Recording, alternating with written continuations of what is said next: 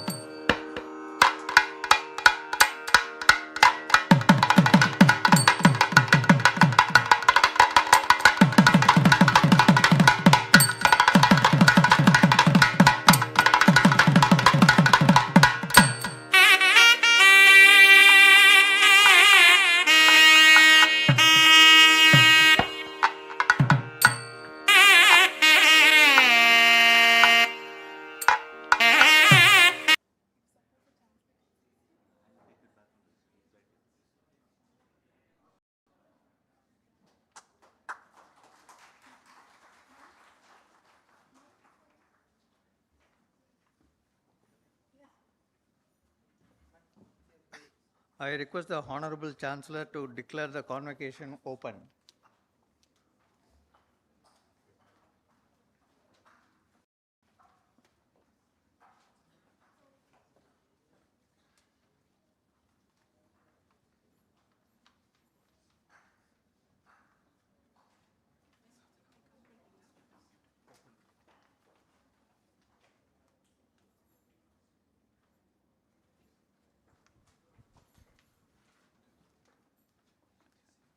I declare Sai University Convocation 2024-2025 open.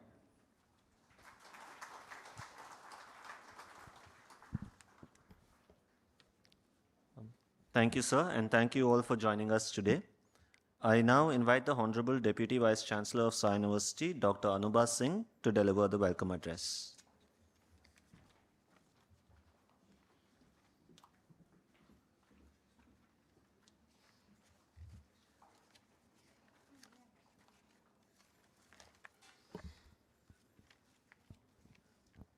Respected founder and chancellor of Sai University, Shri K.V. Ramani. Our chief guest for today, Shri Ashang Desai, founder and chairman of Mastec Limited, and founder member and former chairman of NASCOM. Our esteemed guests of honor, Padma Shri and Shanti Swaroop Bhatnagar Awardee, Professor Shankar Kumar Pal, President, former Director, Indian Statistical Institute, Kolkata. Shri Ram Panchu, Senior Advocate, Madras High Court, Director, International Mediation Institute. Shri M.K. Shantanaram, Chartered Accountant, Fellow Member of ICI, Member of ICSI and ICWAI. Our Vice Chancellor, Professor Ajit Ibrahim, Registrar, Controller of Examination, Deans, distinguished faculty colleagues, proud parents, dear graduates, dear staff members, and friends. It is my distinct honor and privilege to extend a very warm welcome to all of you to Sai University's Convocation Ceremony 2025. Today marks a moment of pride, a moment of achievement, and a moment of hope. It's a day when we honor the incredible journeys of our graduating students, each one of you who has demonstrated dedication, resilience, and perseverance to reach this milestone.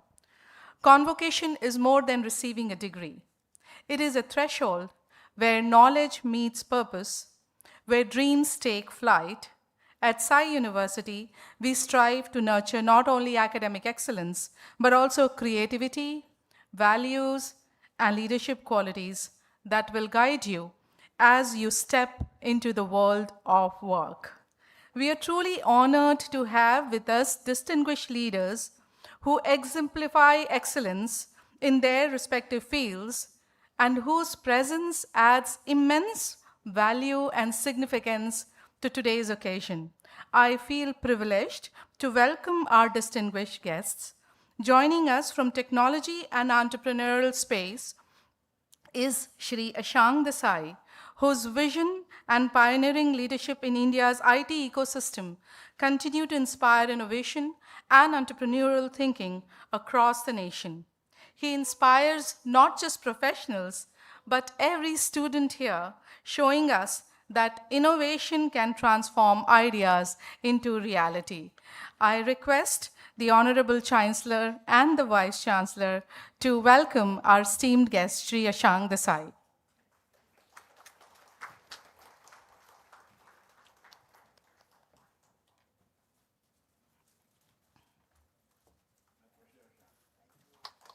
Welcome, sir. Representing the pinnacle of scientific research and scholarship is Professor Shankar Kumar Pal, Padma Shri and Shanti Swaroop Bhatnagar Awardee. His groundbreaking contributions to statistics and computational research and his leadership at the Indian Statistical Institute embody spirit of intellectual curiosity and rigorous inquiry that we at Sai University so deeply value. I request the Honorable Chancellor and the Vice Chancellor to honor Shri Professor Shankar Kumar Pal.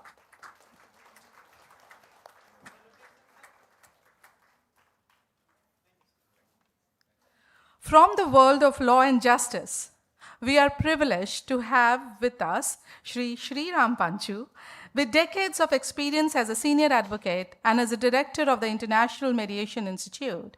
He exemplifies integrity, fairness, and a commitment to conflict resolution at the highest levels. His work reminds us that the pursuit of fairness and resolution can have a profound impact not only in law, but in life itself. Once again, I request the Honorable Chancellor and our Vice Chancellor to honor Shri Ram Panchu.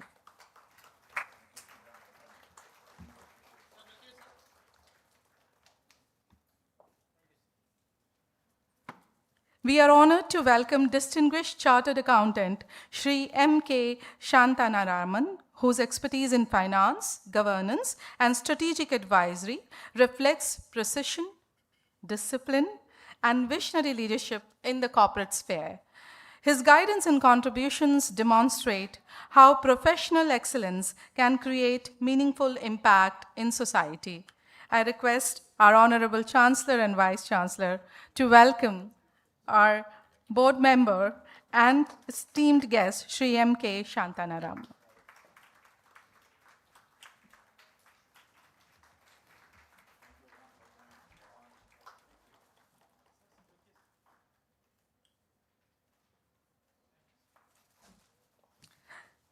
Thank you so much, sir. Dear graduates, as you step into the world, remember that learning is a lifelong journey.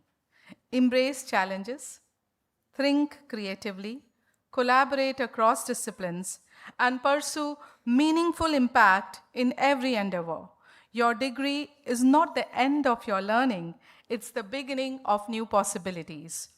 To the parents, family members, and dear faculty colleagues, thank you for supporting and nurturing these brilliant minds today. Today we celebrate not just the achievements of our graduates, but the collective effort of everybody who has made this possible. Once again, a warm welcome to our esteemed guests, faculty and staff members, families and friends, and to our graduates. Let us honor our graduates and celebrate their remarkable journey. Congratulations, class of 2025. The world awaits your brilliance. Thank you very much.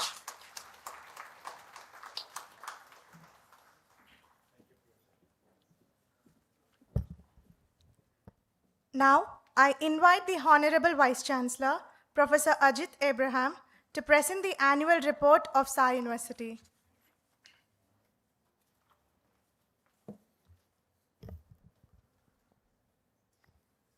Very good afternoon, esteemed Chancellor Sri K.V. Ramani, Chief Guest Sri Ashank Desai, Guest of Honor Professor Shankar Kumar Pal, Sri Ram Panchu, Sri M.K.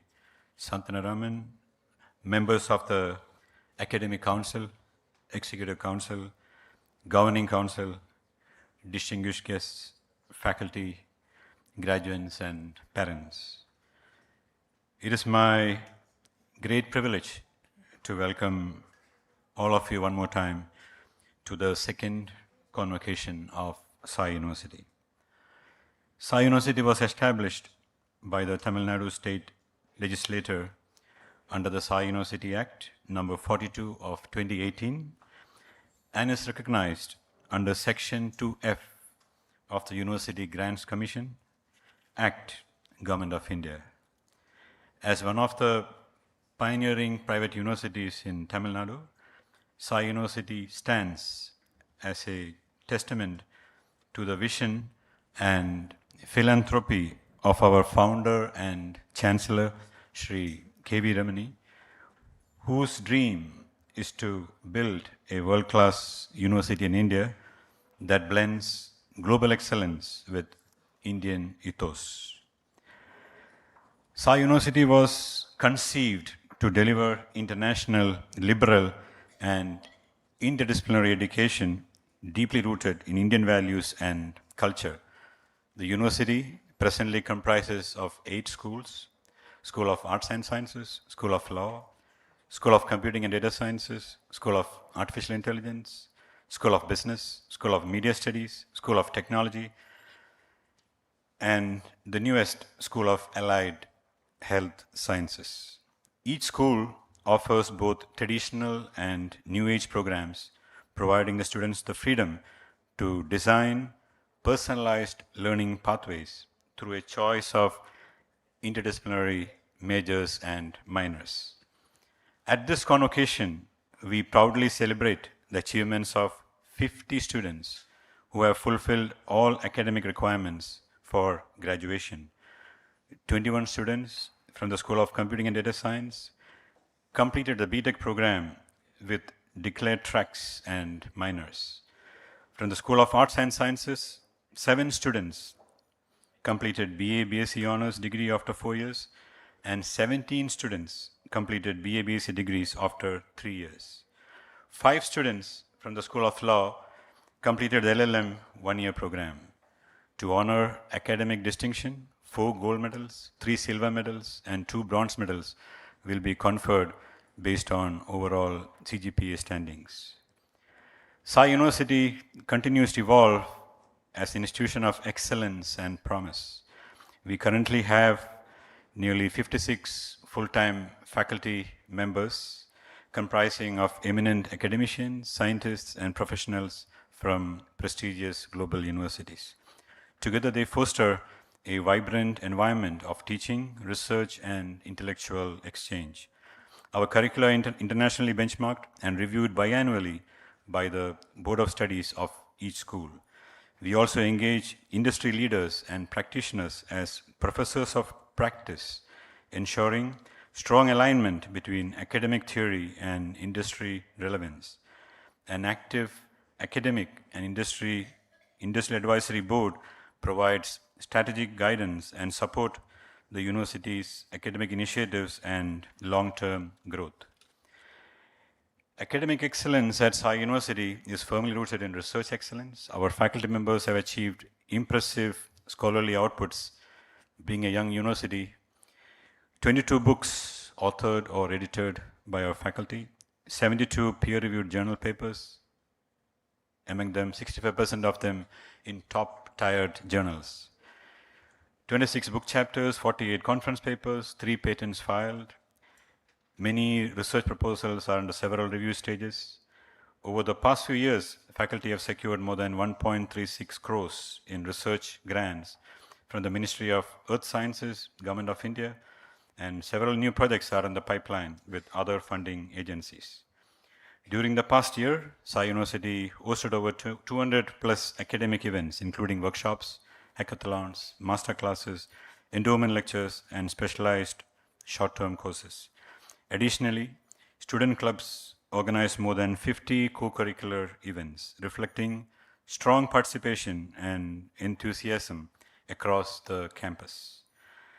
From the second and third years onwards, undergraduate students engage in independent research projects, many of which have been published in leading conferences and some even in journals. Sai University has established several functional memoranda of understanding with reputed institutions and research centers. We maintain ongoing collaborations with the Indira Gandhi Center for Atomic Research, Kalpakkam, providing students with hands-on internship and industrial visit opportunities. We are proud to be the only Indian university to join the International Artificial Intelligence Alliance Network, a global consortium of 17 AI associations and 7,000 plus affiliates across 14 countries. This partnership enables Sai University faculty and students for academic and research exchanges, joint publications and innovation projects, knowledge sharing forums, global networking for students and faculty. Sai University has signed 3 major MOUs with the University of Salamanca, established in 1218, more than 800 plus years old, the 4th oldest university in continuous operation globally. These MOUs include research and training collaboration for faculty and student mobility, joint research projects and publications, coordinated teaching and academic initiatives. Second MOU focused on blockchain hub and cybersecurity consortium, creation of a living lab in blockchain and cybersecurity, joint international events and collaborative research and development of inter-institutional research teams on cyber chain solutions. The third MOU on reliable AI and demographic research partnership focuses on collaborative works in healthcare, education, energy, and agriculture. Joint training programs and study abroad opportunities for students. Faculty and student exchange for advanced AI research. Our students have also participated in study abroad and internship programs at Georgia Tech, New England College, Dartmouth College, and Tel Aviv University, Israel. Sai University was featured by the Higher Education Review magazine as one of the India's top 10 universities for its strong commitment to interdisciplinary liberal education. We received Scientific and Industrial Research Organization recognition from the Department of Scientific and Industrial Research, Ministry of Science and Technology, Government of India. This recognition enables the university to apply for research funding from national agencies, import research equipment with customs duty exceptions. 2 of our faculty members have been listed among the top 2% of the world's most influential researchers, according to the Stanford University Elsevier Global Data Repository. Our university library now houses more than 5,500 plus print volumes with access to ebooks, e-journals, databases via the Nimbus platform, strengthening academic and research resources. While we take pride in our achievements within a short span, we remain mindful of the journey ahead, guided by the vision of our founder and chancellor. Sai University continues its mission to emerge as a globally recognized center of learning and innovation. We will remain steadfast in advancing our 3 foundational pillars: teaching excellence, research and innovation, and institutional development. Our focus will remain on delivering a transformative educational experience through state-of-the-art infrastructure, distinguished global faculty, innovation-centered pedagogy, strong industry-oriented partnerships, lifelong learning, and holistic development. Couple of advices to the graduating students: never stop learning. Graduation marks the beginning of a lifelong discovery. Stay curious and keep growing. Embrace change with confidence. View change as an opportunity to innovate and evolve. Lead with integrity. Your values and character will define your journey more than your credentials. Be resilient in failure. Learn, adapt, and rise stronger from every setback. Pursue purpose, not just profit. Align your ambitions with values that enrich society and the planet. Value relationships, cherish your mentors, your teachers, peers, and collaborators. Their support will shape your success. Be globally aware, yet locally rooted. Engage with the world while honoring your culture and community. Prioritize well-being, balance ambition with mindfulness, health, and compassion. Give back to society. Use your knowledge to uplift others and drive positive change. Dream big and act. Vision without action is illusion. Combine inspiration with perseverance. I extend my heartfelt congratulations to all our graduating students. May you continue to shine as ambassadors of Sai University, guided by wisdom, driven by purpose, and grounded in integrity. Thank you and best wishes for your future endeavors. God bless you all. Thank you.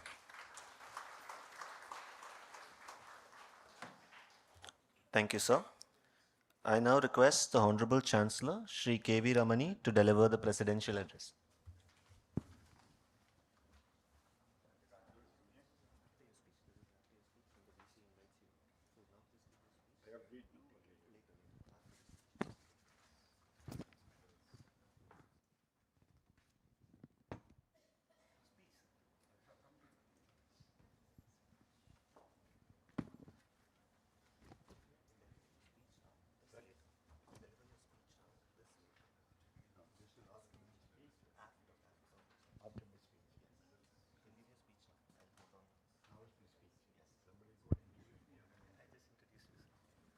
Can I introduce you again? Yes.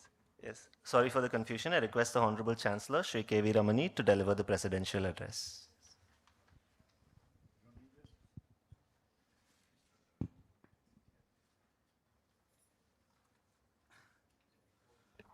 Good afternoon, everyone. As the Chancellor of Sai University, it is my great privilege and honor, first of all, to welcome our chief guest and dear friend, Mr. Ashank Desai, for the second convocation of Sai University, and our esteemed guest, Professor Shankar Kumar Paul, and Mr. Sriram Panchu, and Mr. Santan Raman, all three of whom are very dear friends and guests of honor for today's occasion. Before I speak, on a slightly lighter note, I must say that, being a chancellor has its weaknesses, problems. I was not involved in the dress rehearsal for this event.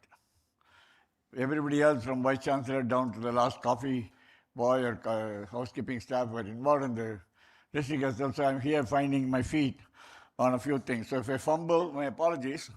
It's not because of anything else, except that this is only the second convocation with the university, and I'm learning from our experience here.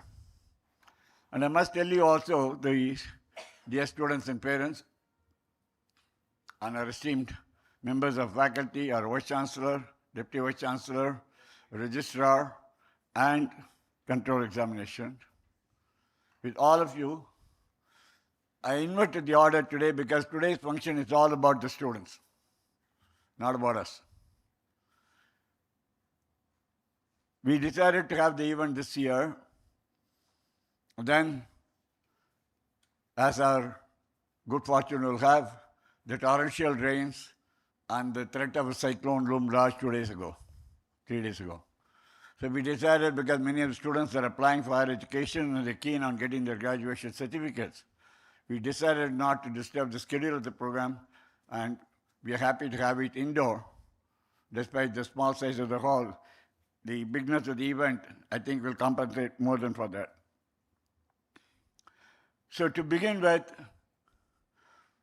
I'm going to talk to you a few minutes about the road that we travel, and then a few minutes about where we are, and a few minutes are dear students. When we started the concept of Sai University in 2017, and then we had some consultants to see how we build a university, because I was not from education sector. Then we found, to our dismay, that there was not one Indian institution of eminence in the last 70 plus years, the top 100 world rankings. Either Times International Ranking or QS International Ranking, not even one. Some of the Ivy League schools come in the 150 range. Most private universities come beyond 2,000, 3,000.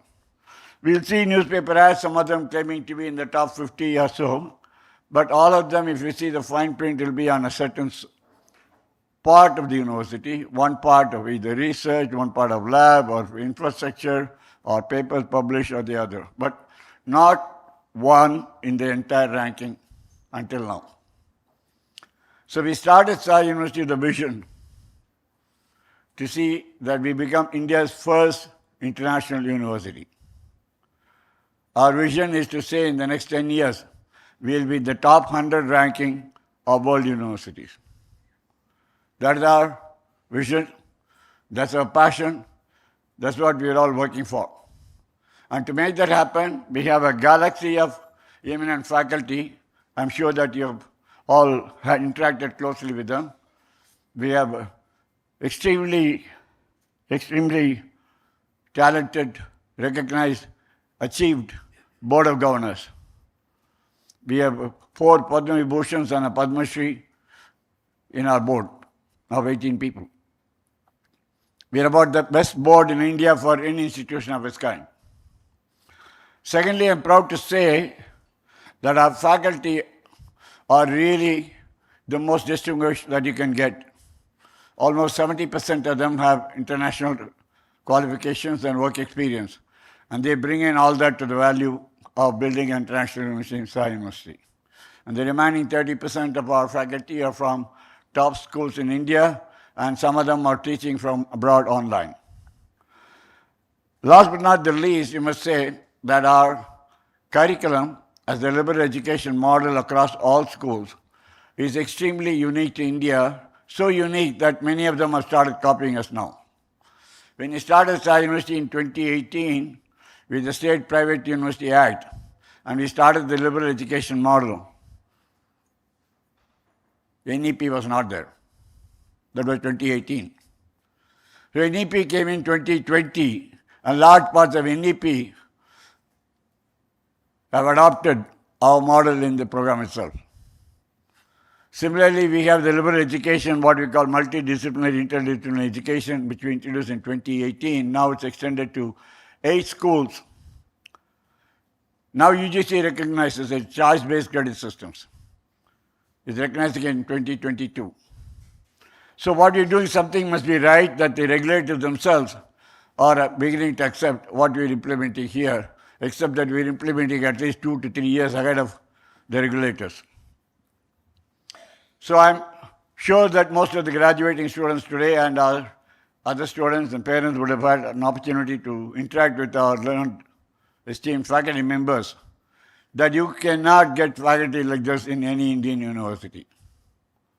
You must all be proud that you have acquired your learnings and your knowledge from such accomplished faculty members.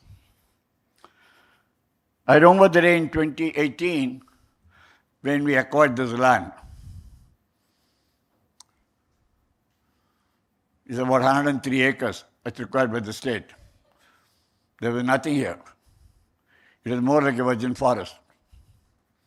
So we started the university after getting the permission to put up one building here and got a commencement certificate and started the university in 2020 in a city campus in Navalo. And true to our array of good fortunes, the pandemic struck us in 2020. So the founding batch of Sai University started bang in the middle of the pandemic. So we decided not to start a UG program when we started. We started with the postgraduate diploma in IPR and technology law for students. For the first few months, the program was held online for the first time in India again. And then the second semester, the students came to the campus to complete their program. And later, of course, we built the other infrastructure here. And 3 years ago, we moved to this campus. And our plans are very large. Our plans to build the infrastructure consist of at least 12 more academic buildings and 18 more student residences, so that the full capacity of the university in this campus will be approximately 25,000 students in about 10 years from now. That is the vision with which we are working towards making it happen.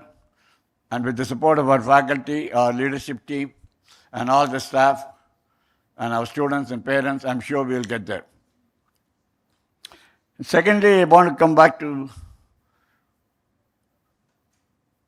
where we are today. We have 8 schools, and the students here have the opportunity to do a major and a minor in any of the schools. We have had students who graduated from 3 schools at the same time, with 1 major and 2 minors. This is not a subject study. It is mentioned in your transcript and is also mentioned in your degree certificate, which is very unique. We have had a success in the recent, as our Honorable Vice Chancellor mentioned. Thanks to his efforts, we've signed the first partnership MOU with a Spanish university. You'll hear more about it in the releases, which is 800 years old.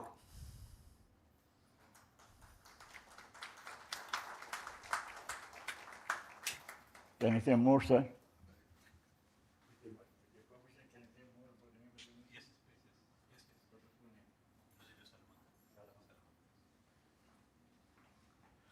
So with the permission of the Vice Chancellor, I'm delighted to announce that it's the University of Salamanca.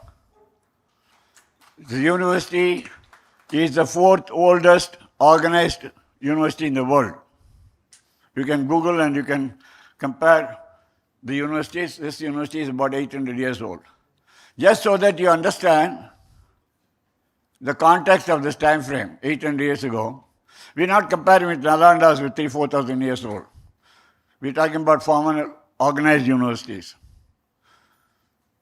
In the formal organized universities, 800 years ago was a very long time ago. As all of you know, United States was only formed 250 years ago. United States of America as we know it was only formed about 250 years ago.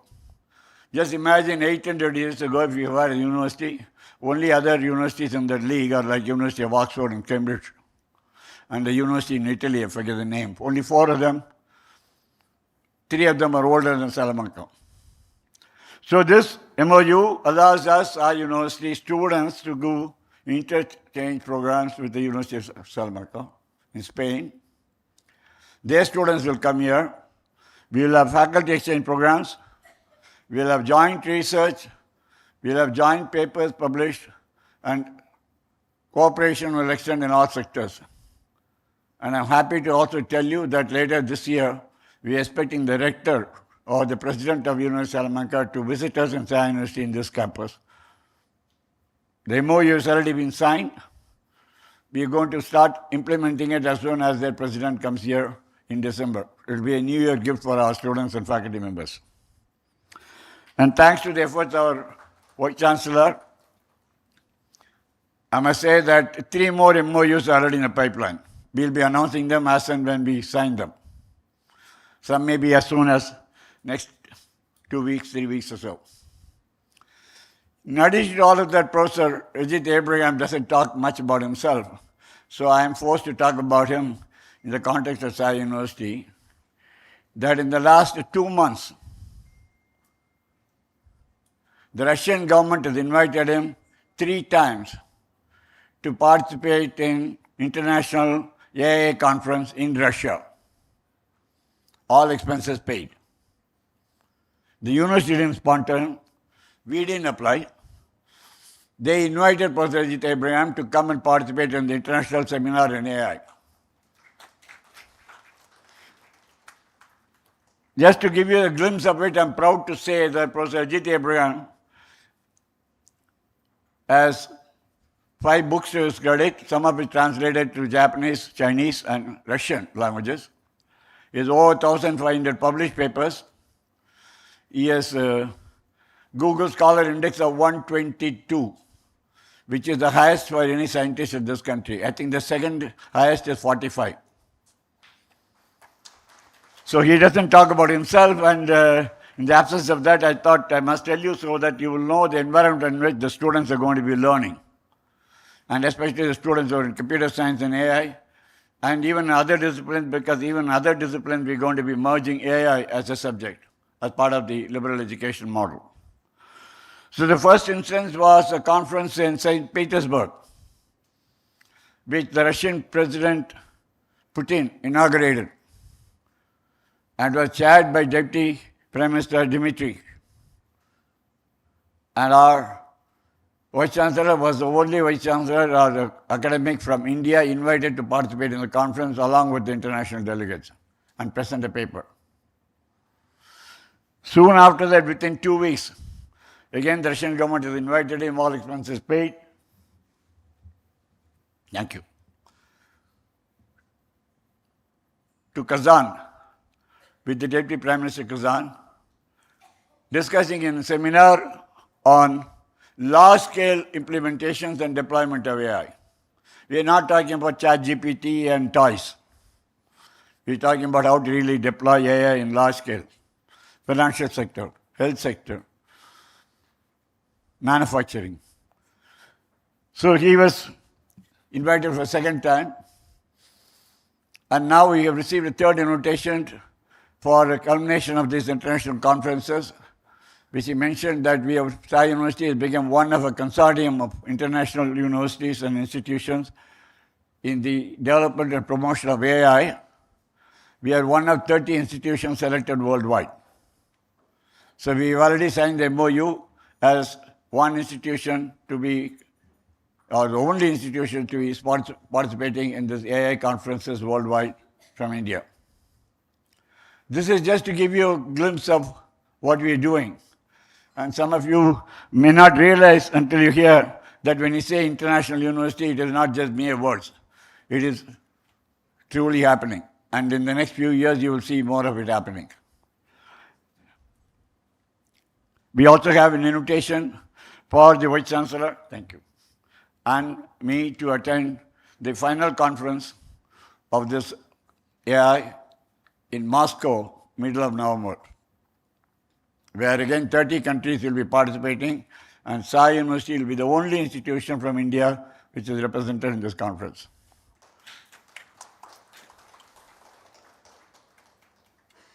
How is it that a university which is, let's say, typically only 5 years old, getting to this level of international recognition, not only as an institution, but for Vice Chancellor or faculty members and all that to happen? It is just an implementation of our shared vision, our shared ambition, shared goal of making Sai University India's first international university.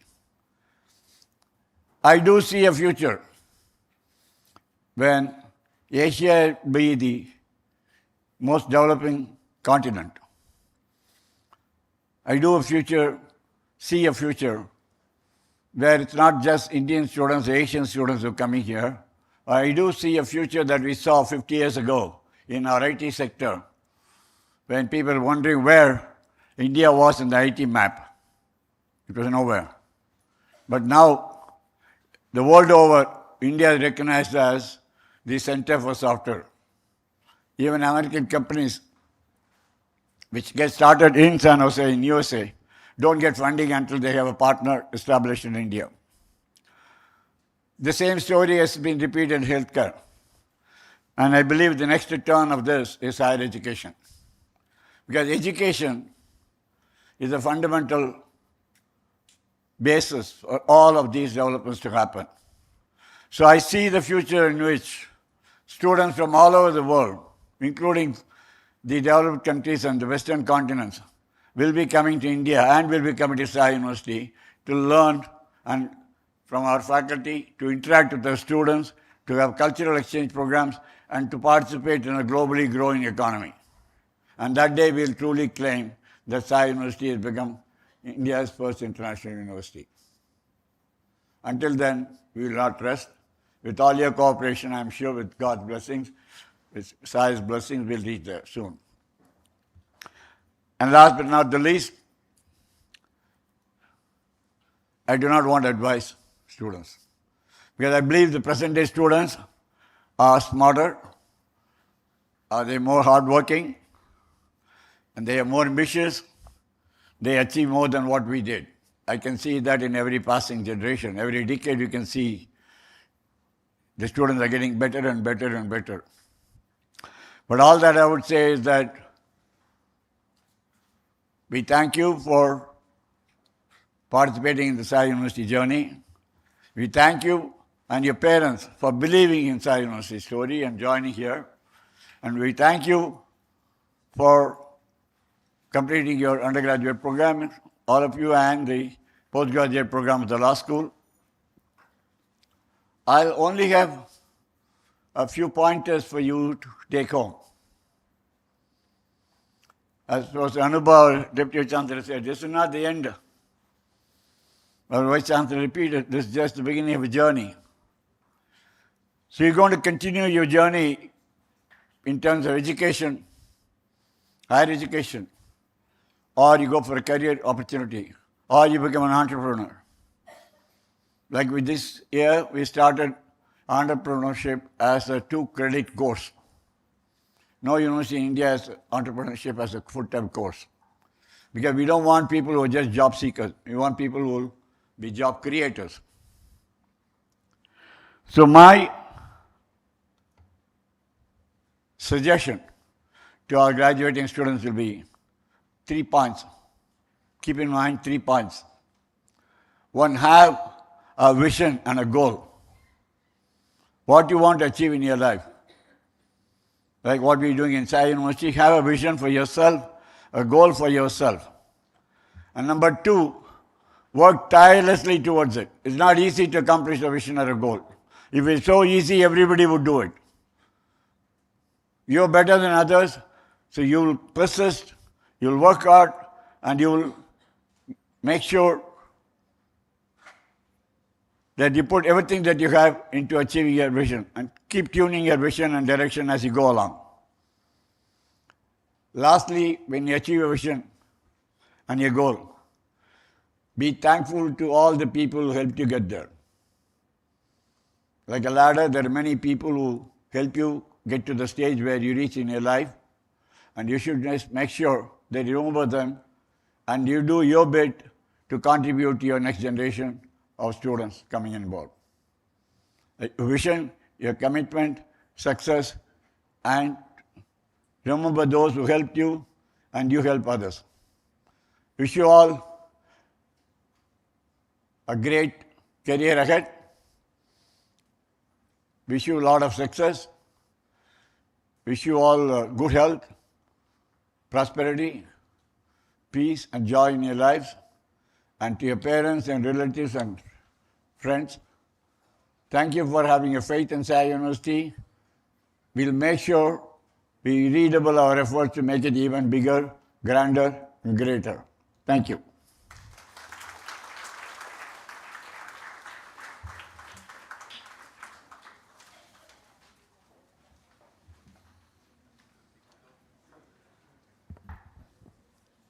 It is time for me to present the candidates for award for degrees in person and in absentia.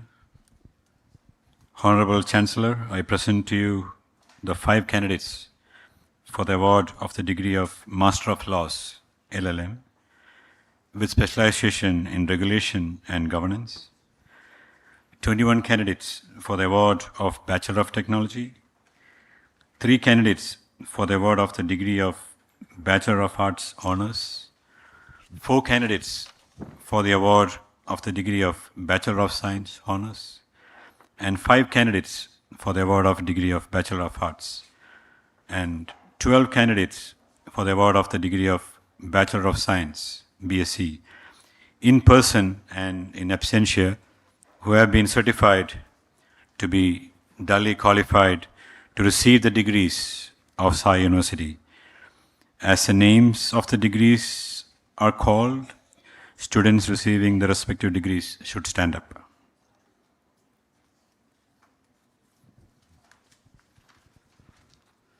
By virtue of the authority vested in me as Chancellor of Sai University, I admit you to the several degrees for which you have been declared qualified in this university, and in token thereof, you've been presented with these degrees.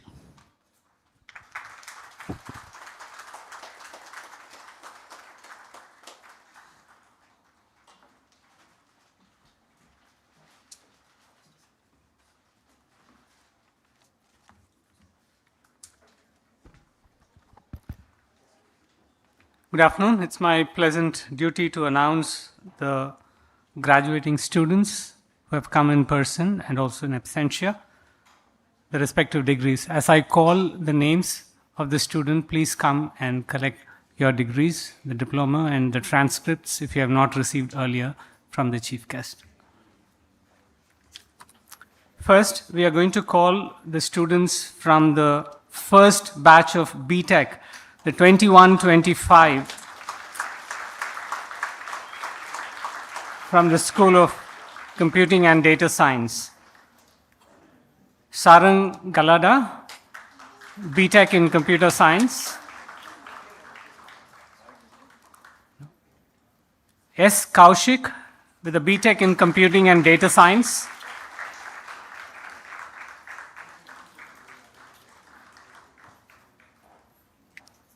Abhinav Shankar Kailasam.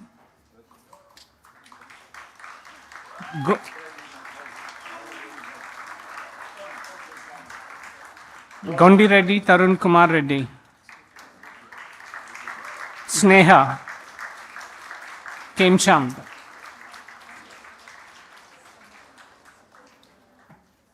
Gondi Reddy Tarun Kumar Reddy.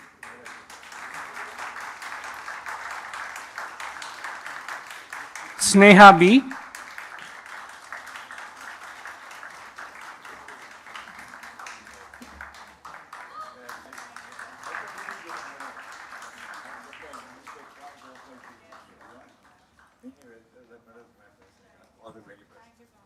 Kemchand.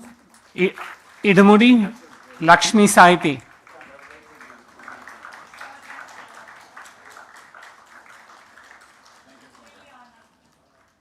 Idimudi Lakshmi Sayathi with a BTech in Computer Science.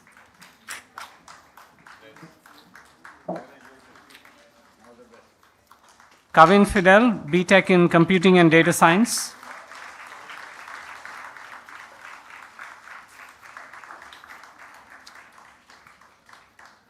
Ishan Reddy is abroad. He's Akash Maurya.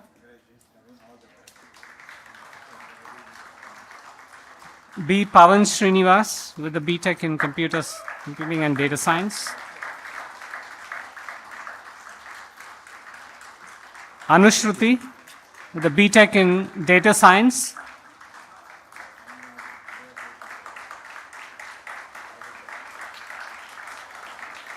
Utkarsh Gupta, BTech in Data Science.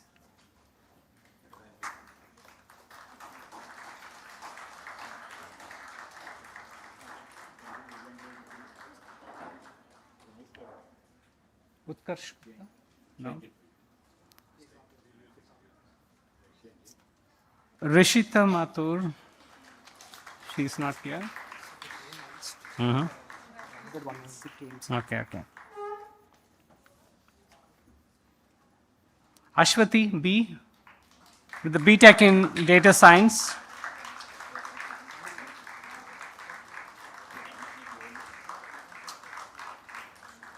Saunak Saha, BTech in Computer Science. Yeah. Ashwati.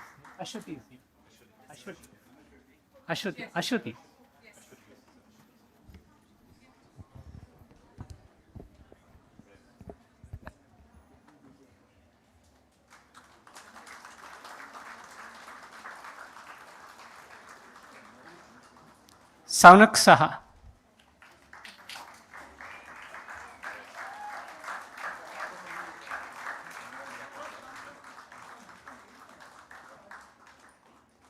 K. Yashwant.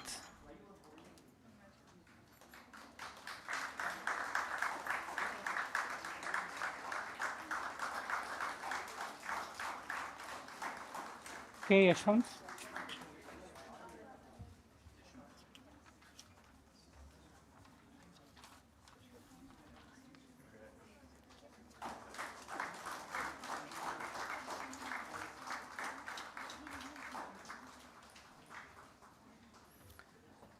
Next, I'm announcing the graduating students from the 2021-25 4-year honors program. Sai Nila, Ananya is not here. Sai Nila R. with a BA honors by research in psychology and philosophy.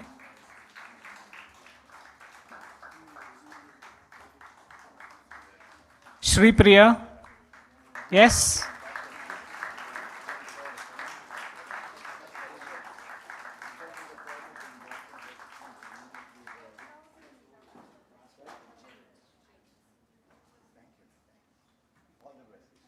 Shri Priya S with the BSc honors by research in cognitive neuroscience. Jill Lakshmi.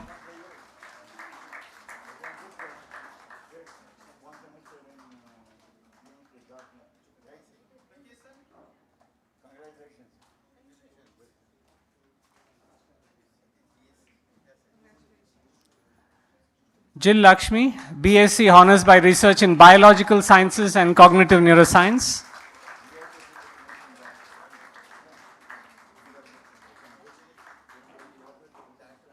Garima Singh receives her degree BSc honors by research in biological in absentia. G. Mahalakshmi receives her BA honors by research in literature and culture studies.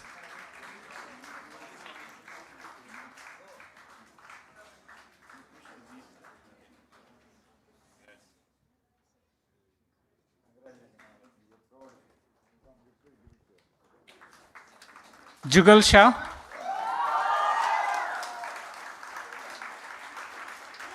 Jugal Shah gets a BA honors in economics and international relations.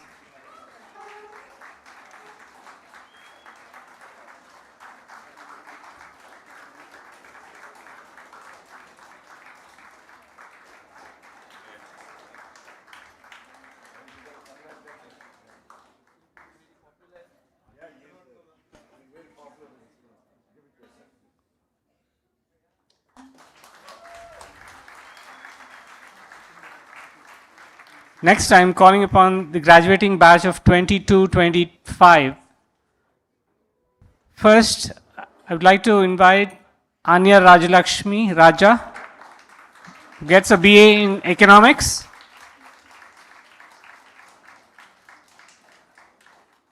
Yashika V.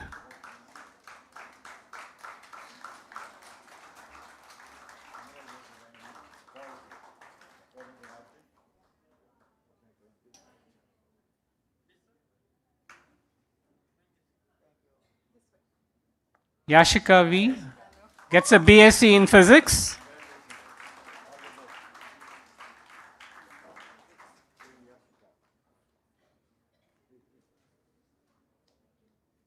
Tejasvi.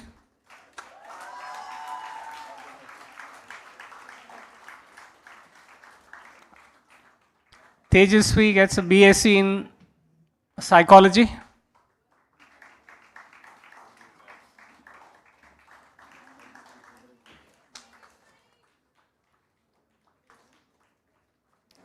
Arjun D.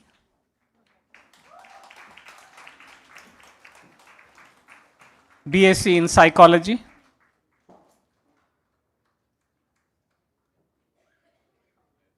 R. Nivedita Shri in absentia, BSc in Psychology. Ria Arvind Baranwal, BSc in Psychology.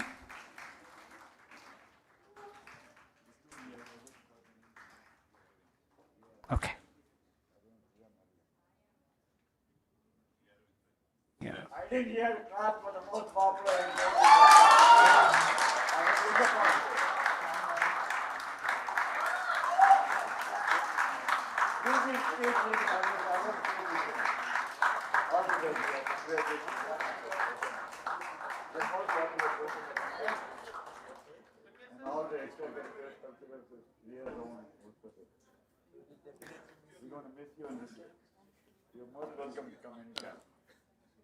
RL Aditya Raj in absentia, BA in Economics. Maya Kalla in absentia, BSc in Psychology. Ria Mariam.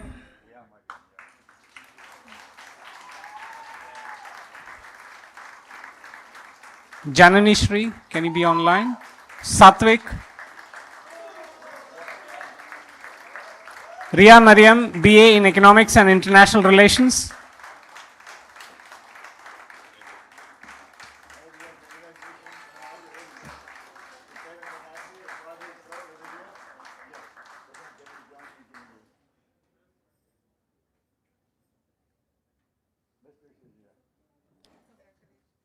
Janani Shri, KR, BSc in Psychology.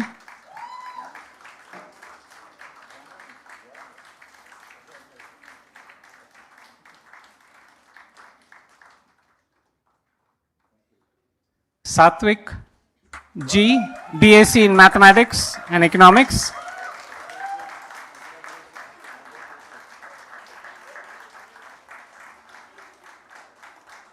BV Sai Shalini.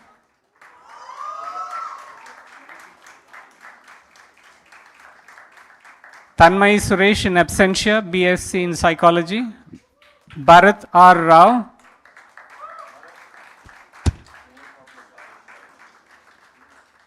Niyati, Isha Ashviya and V. Srinidhi.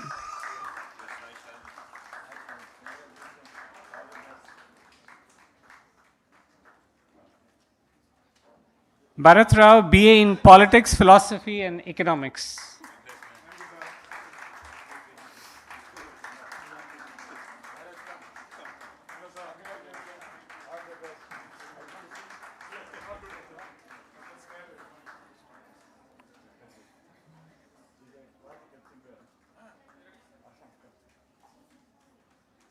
Isha Ashvita, H, BA in Economics. Isha. Niyati, BSc in Psychology.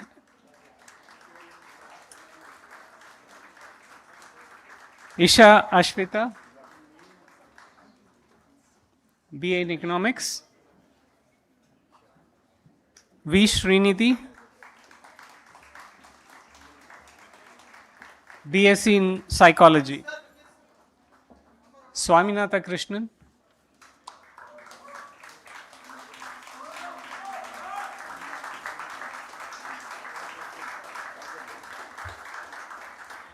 Swaminatha Krishnan with a BTech in Data Science.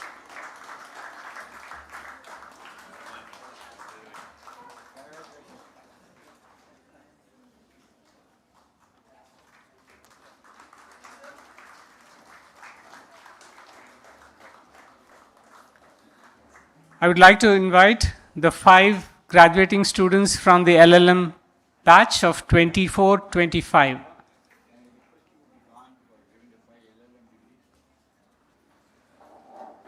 Ranjan, Udayavendan, Devanand, Nirmal Raj and Balaji.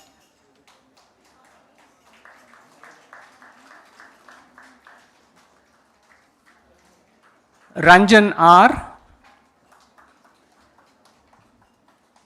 LLM with specialization in regulation and governance.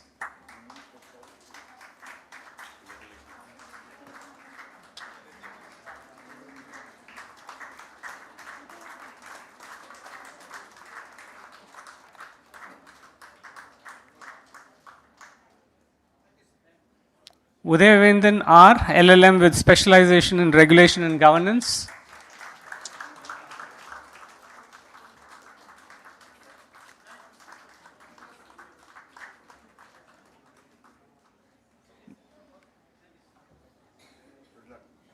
Devanand L with LLM specialization, regulation, and governance.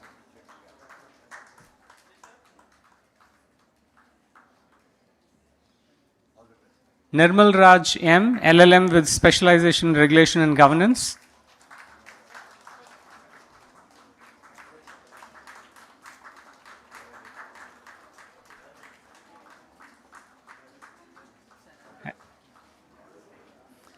Balaji E with LLM with specialization in regulation and governance.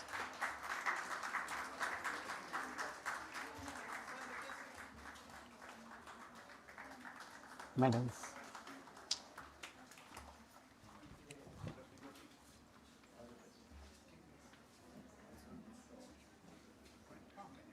Sure. Yeah.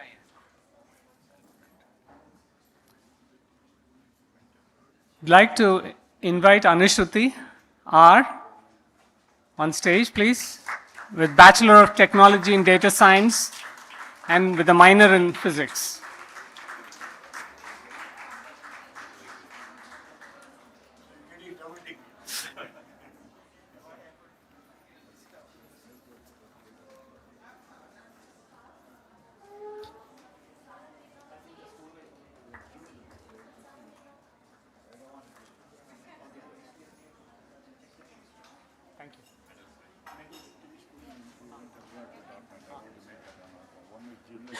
Jill and Sri Priya. Sri Priya is the doctor. Yeah. Who went to New England. She is a continuing student. She is a current student.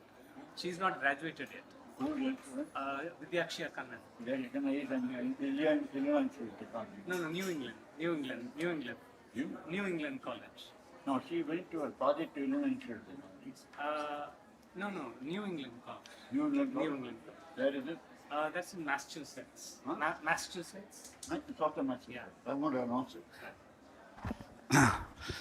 In my talk, I forgot to mention the achievements, accomplishments of 3 students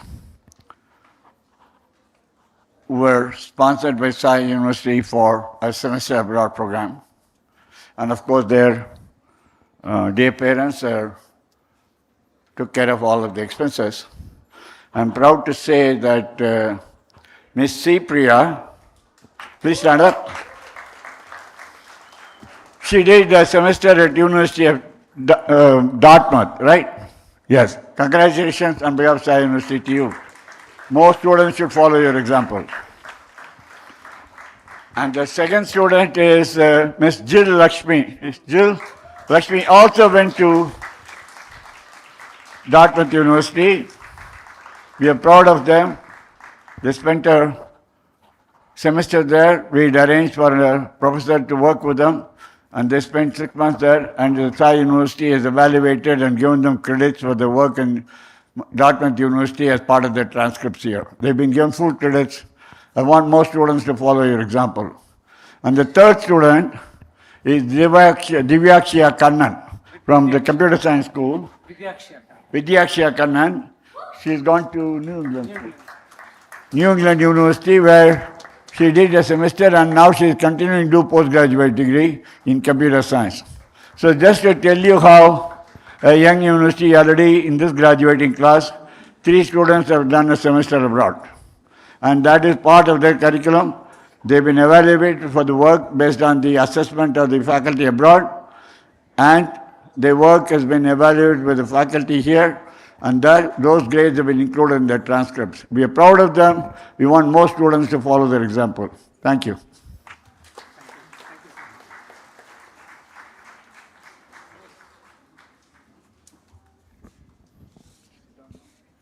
Now, I request the COE to read out the names of students who have excelled in their studies and have been awarded various awards.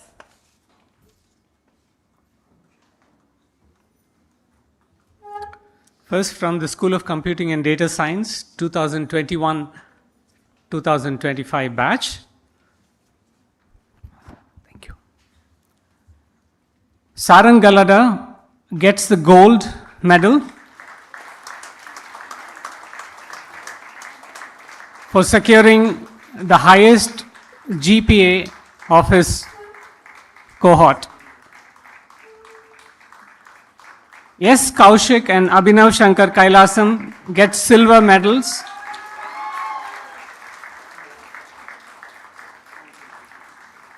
For securing the second highest cumulative GPA from the BTech batch.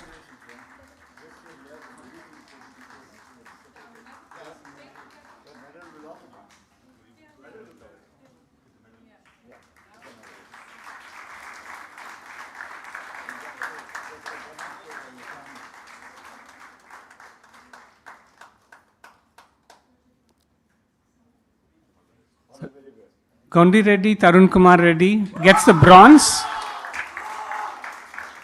for securing the third highest CGPA from the BTech batch.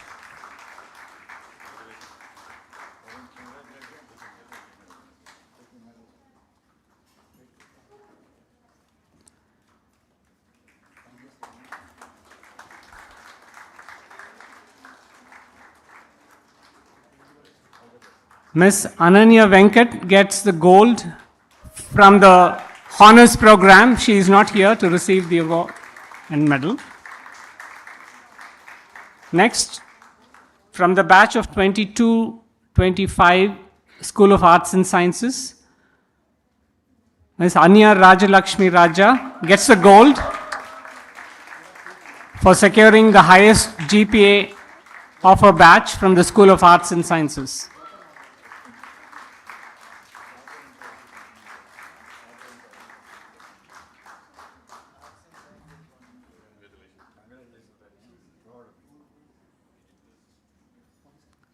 Yashika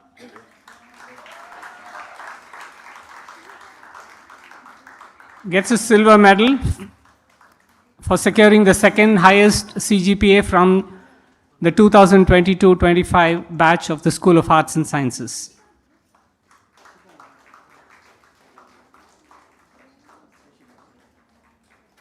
Yashika.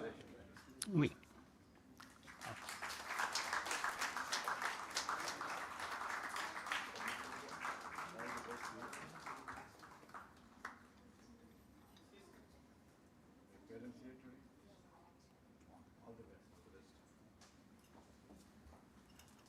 Yashika.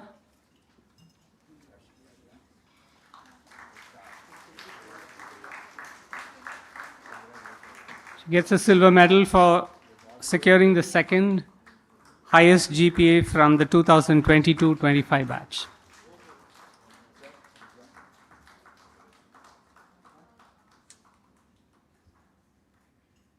Tejasvi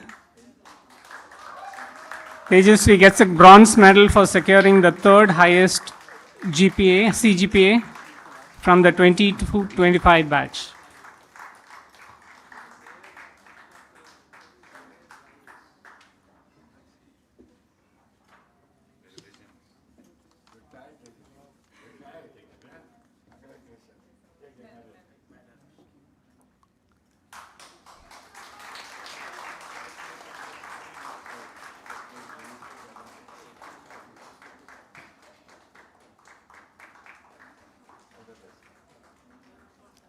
Next, from the School of Law, Ranjan R gets a gold medal for securing the highest CGPA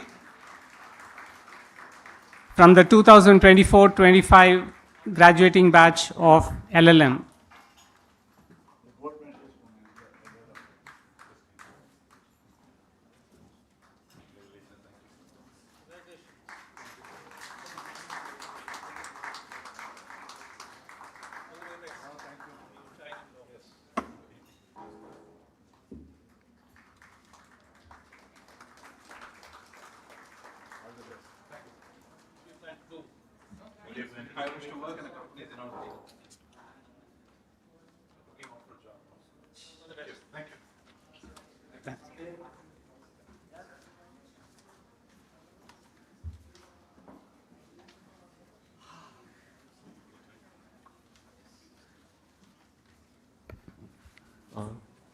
Thank you to the dignitaries and congratulations once again to all our graduates and award winners.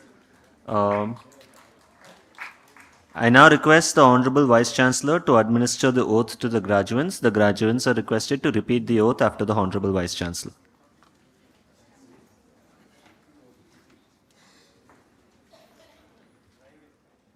So I request all graduates to stand up.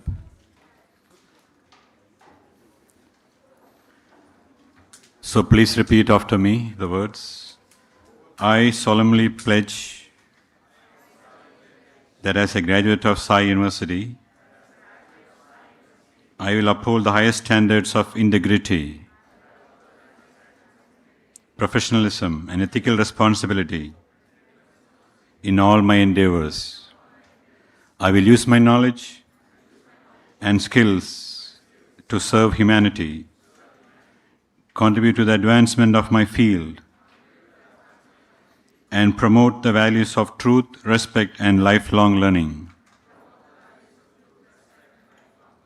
I will remain committed to innovation, leadership, and the betterment of society,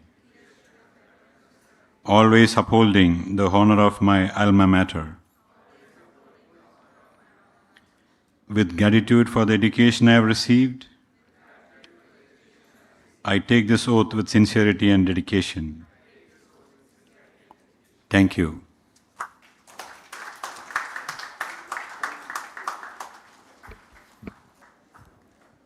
Now, I request the Honorable Vice Chancellor, Professor Ajit Abraham, to read out the decision of the Executive Council to confer the honoris causa awards and read out the citations.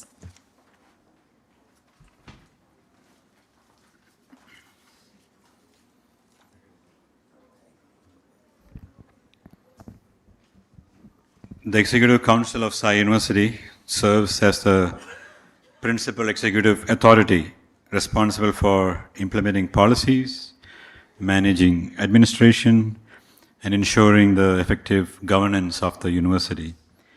Nominations for honorary degrees were invited from faculty members and council members. Subsequently, an honoris causa committee was constituted to review the nominations, and the final list of recommended candidates was presented to the Executive Council for formal approval. I am pleased to inform that the Executive Council has approved the conferment of Doctor of Science honoris causa degree upon Shri Ashang Desai and Professor Shankar Kumar Pal.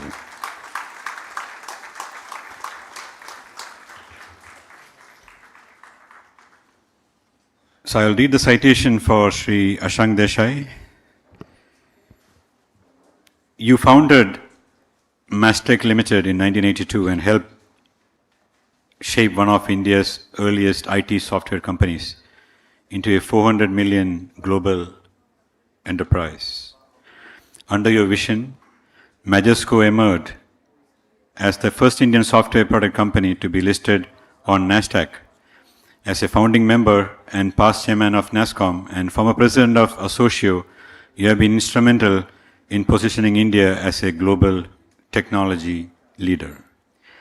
Your philanthropic spirit has led to the creation of the Ashang Desai Center for Policy Studies at IIT Mumbai and the Leadership and OD Center at IIM Ahmedabad. You have served on the boards of IIM Ahmedabad, IIT Mumbai, IIT Gandhinagar, and other premier institutions, advancing research, innovation, and leadership development.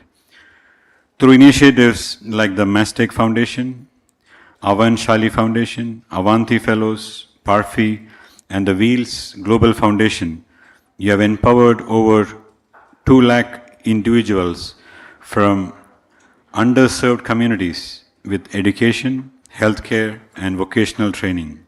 Your work has inspired thousands to give back to society with purpose and compassion. Your contributions have been recognized by the Prime Minister of India and honored with numerous accolades, including the DataQuest Lifetime Achievement Award, Distinguished Alumnus Award from IIT Mumbai, Asia Pacific Entrepreneurship Award, and the Stevie Lifetime Achievement Award. Your life and work embody the values that Sai University holds dear: excellence, integrity, and service to humanity. You are a role model for aspiring entrepreneurs, a champion of ethical business practices, and a true nation builder.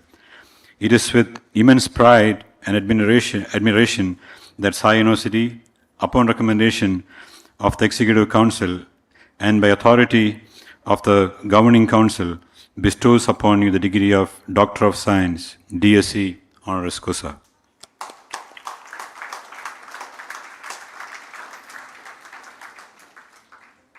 Now may I request the Honorable Chancellor to confer the honoris causa award on Sri Ashang Desai.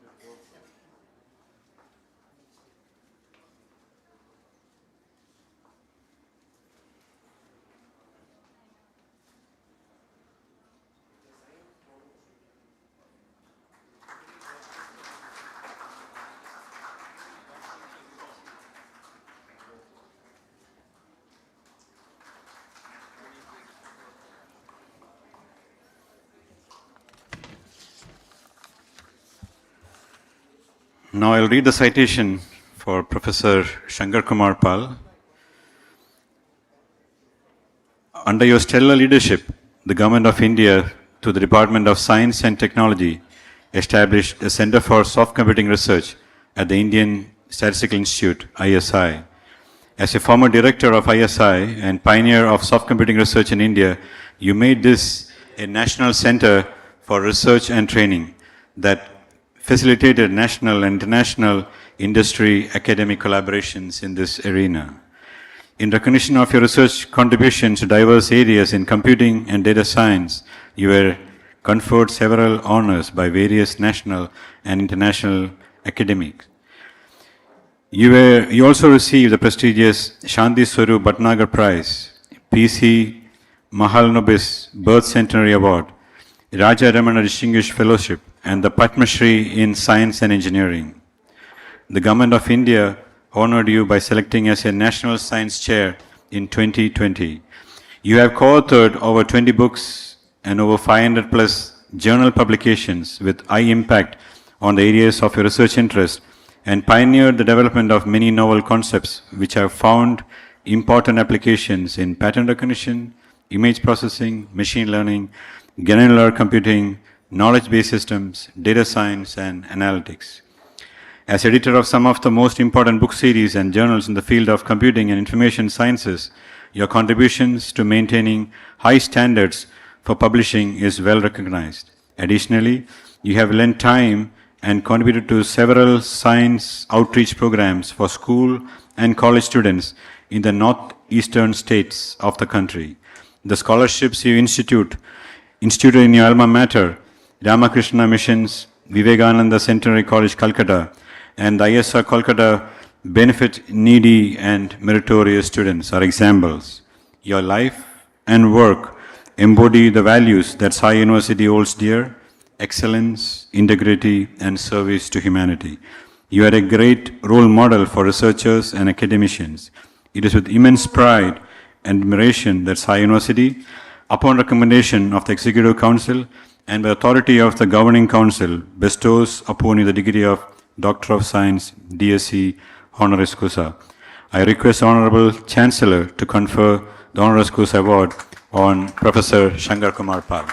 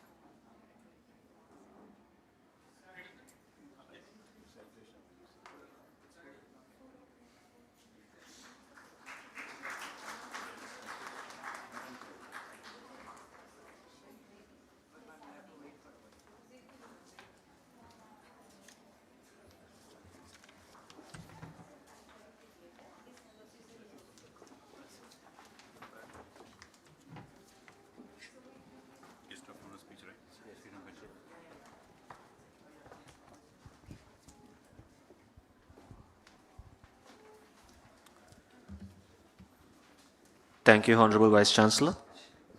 Now I invite the guest of honor, Senior Advocate and Mediator, Shri Shriram Panchu, to deliver his address.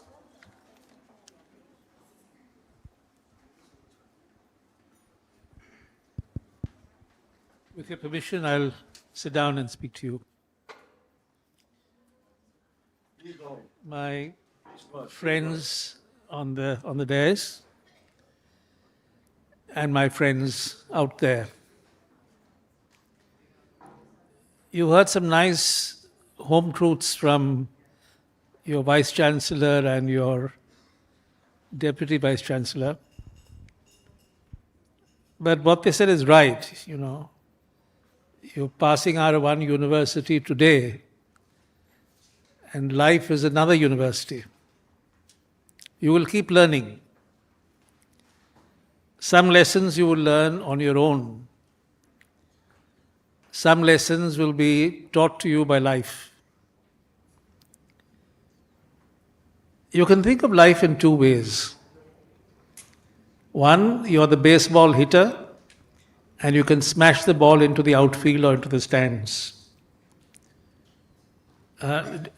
Excuse me, don't take a photograph now. Don't come between me and the audience, thank you. But it's also having curveballs sent your way, which you dodge, deflect, or dispatch. I think life is largely a game of skill. It's also a game of chance. But what do we need to do? We need to keep our feet planted on the ground, hold the bat steady, keep our vision clear, and do our best.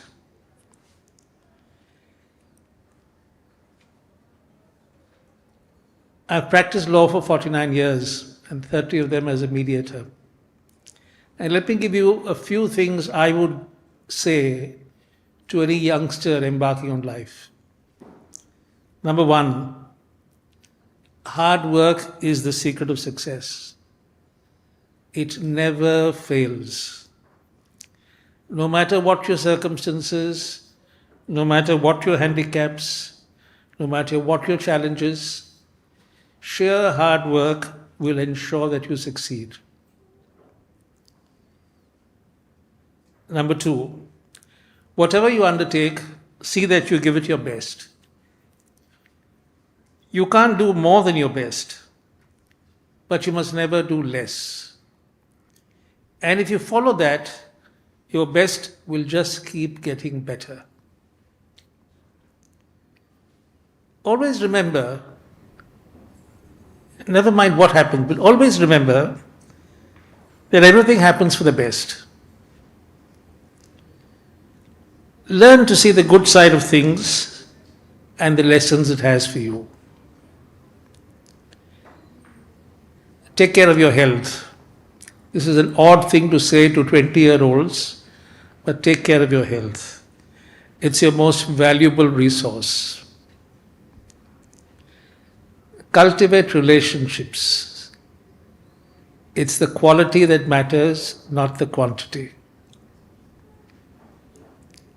Spend time with the most important person in your life. That's yourself. Okay, spend time with yourself. Read. It's a habit which is almost forgotten. But it is your window into life and to the accumulated wisdom of humanity. So read. I thought I would recite for you my most favorite piece of writing. It is called the Desiderata. You could Google it, you'll find it. It's a piece of writing. It was found in St. Paul's Church in Baltimore in 1894. And this is what it says. Go placidly amid the noise and haste, and remember what peace there may be in silence. As far as possible, without surrender, be on good terms with all persons. Speak your truth quietly and clearly, and listen to others, even to the dull and ignorant. They too have their story. Avoid loud and aggressive persons. They are vexations to the spirit. If you compare yourself with others, you may become vain or bitter, for always there will be greater and lesser persons than yourself. Enjoy your achievements as well as your plans. Keep interested in your own career, however humble. It is a real possession in the changing fortunes of time. Exercise caution in your business affairs, for the world is full of trickery. But let this not blind you to what virtue there is. Many persons strive for high ideals, and everywhere life is full of heroism. Be yourself. Especially do not feign affection. Neither be cynical about love, for in the face of all aridity and disenchantment, it is as perennial as the grass. Take kindly the counsel of the years, gracefully surrendering the things of youth. That's not for you now. Nurture strength of spirit to shield you in sudden misfortune. But do not distress yourself with imaginings. Many fears are born of fatigue and loneliness. Beyond a wholesome discipline, be gentle with yourself. You are a child of the universe. No less than the trees and the stars, you have a right to be here. And whether or not it is clear to you, no doubt the universe is unfolding as it should. Therefore, be at peace with God, whatever you conceive Him to be.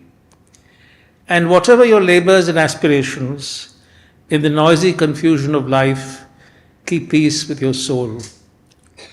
With all its sham, drudgery, and broken dreams, it is still a beautiful world. be cheerful, strive to be happy. I wish you all the very best in your life.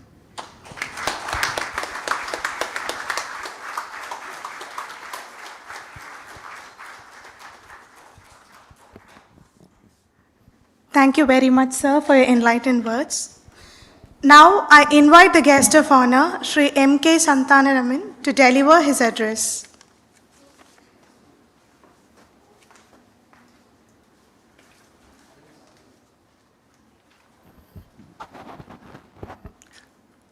Humble namaskaram to all, dignitaries on the dais, dignitaries off the dais, my dear students and lovable parents of the students and the staff of Sai University.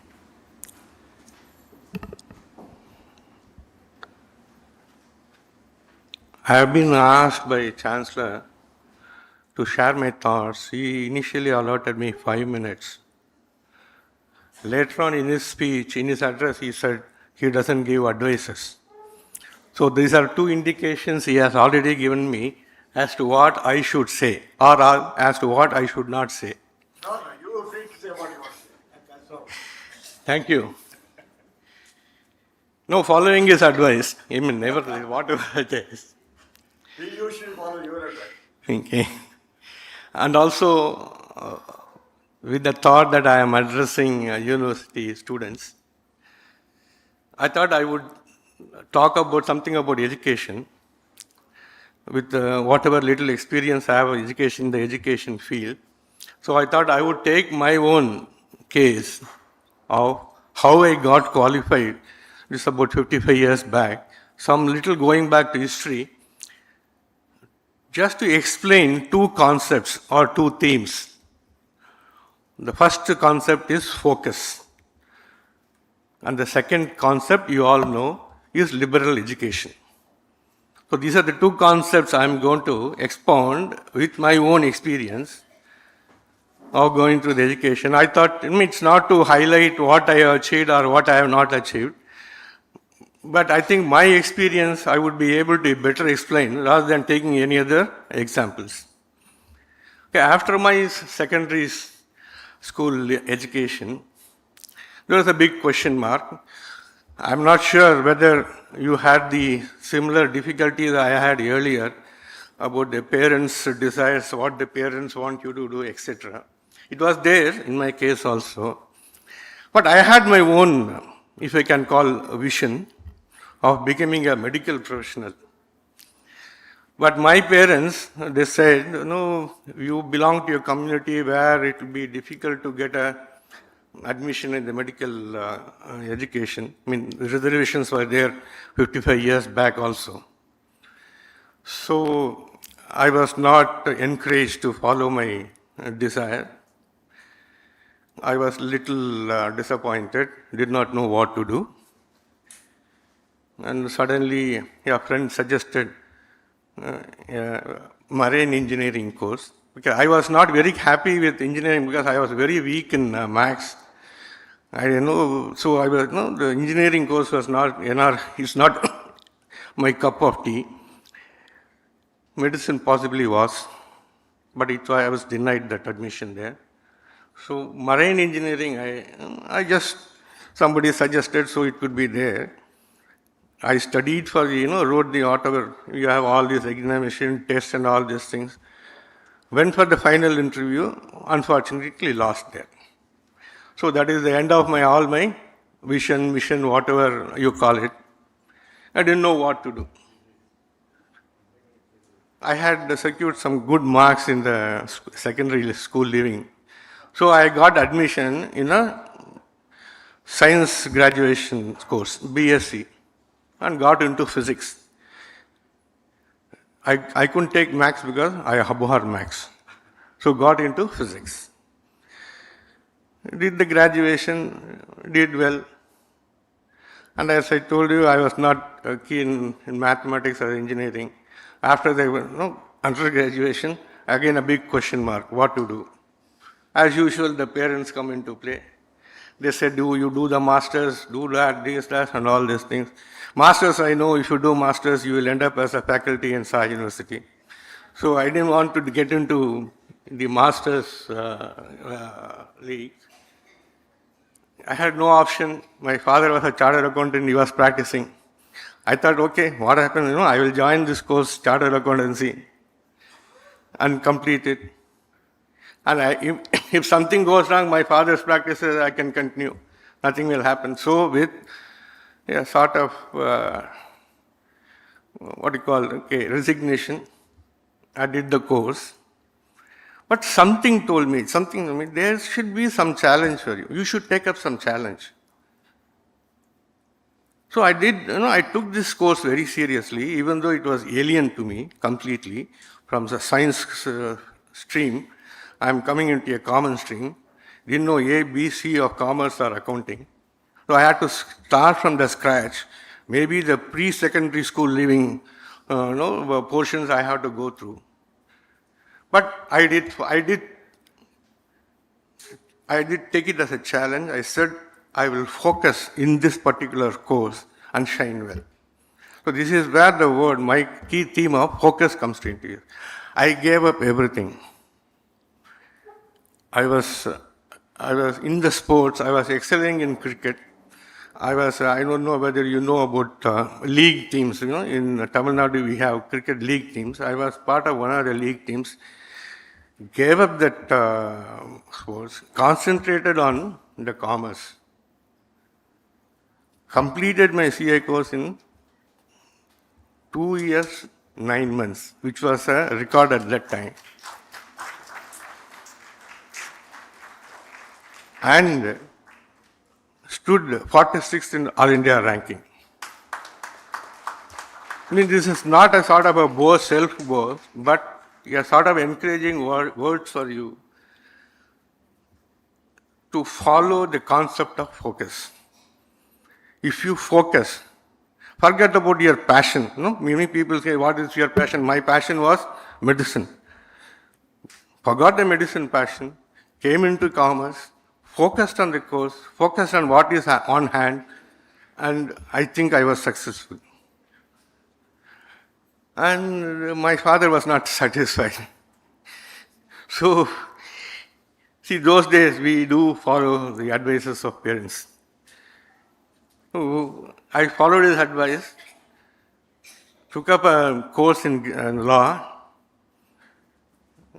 Those days liberal educations were not there. I had to do the evening college.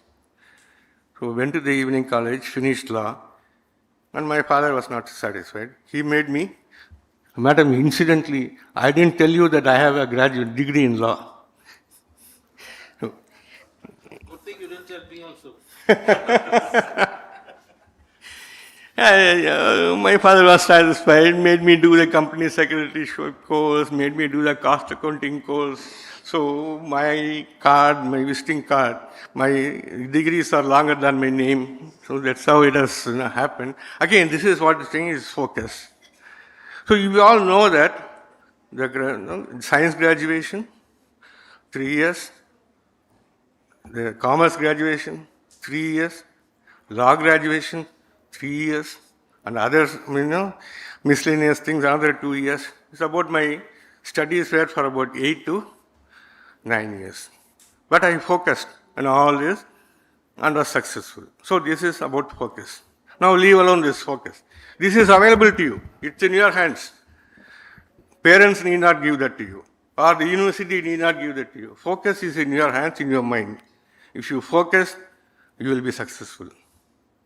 So as I said, I took about 10 years to complete all these things. But now what Sai University offers you? A liberal education. What I took 10 years, you can do it in 3 years, sir?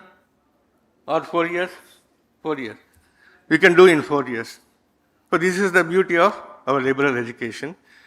So recommend to all your friends to join liberal education courses. I'm not saying Sai University for obvious reasons. It can be any other university which is offering liberal education.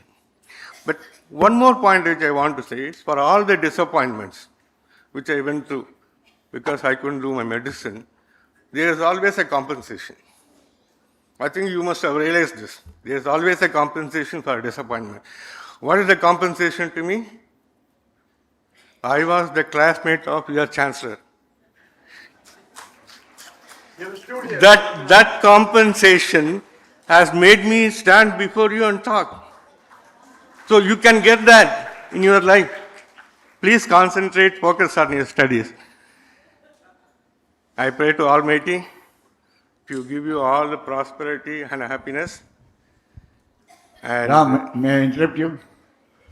I must tell you, my dear friend, classmate Ram was very studious. He is always in the first rank, always waiting for the faculty to speak. We are all in the last bench. Most often we are in the cricket grounds, not in the bench. So, anyways, Ram, please go ahead. see, for a person who was not focused,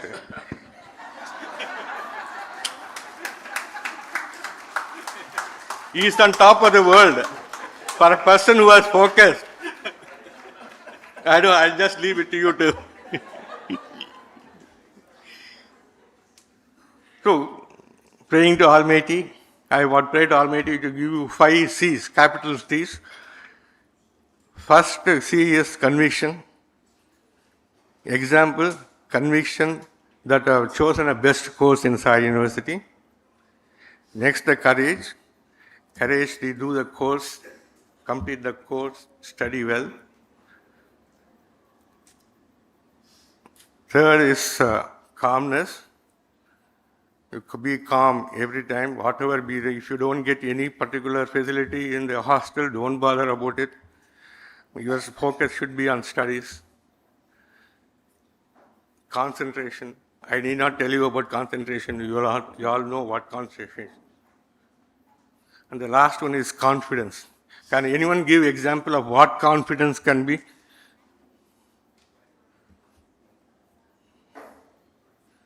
Okay, no. My concept of confidence is that we are joined the best institution in Tamil Nadu. Thank you.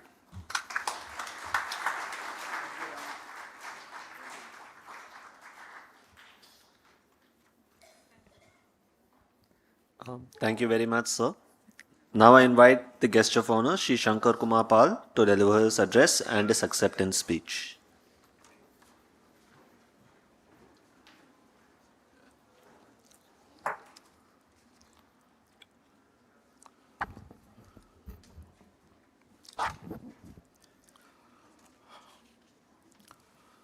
Dear Sri K.V. Ramani, founder and Chancellor of Sai University, Chennai. Sri Ashank Desai, founder and chairman of Mastek, chief guest of today's ceremony. Sri Sriram Panchu and Sri M.K. Shantana Raman, guests of honor of today's ceremony. Professor Ajit Abraham, Vice Chancellor. Professor Anubhav Singh, Deputy Vice Chancellor. Sri S. Sundara Rajan, Registrar of the Sai University. Distinguished faculty, beloved graduating students, guests, and ladies and gentlemen. It's a great privilege and honor for me to participate in the second convocation ceremony of Sai University, Chennai, as a guest of honor and to receive the Doctor of Science DSc honoris causa from Sai University. I am indeed humbled and feel honored to receive this award. It may be mentioned here that I returned from China just 2 days back. If I would have bought my ticket 2 months before, or they would have sent my program, then I would have missed this opportunity to receive this award. And I missed similar opportunity before also. So it's good that I could manage and I could come. As I understand, the Sai University, this is a pretty new. It's established in 2018. I'm not going into the detail, and it has 8 schools.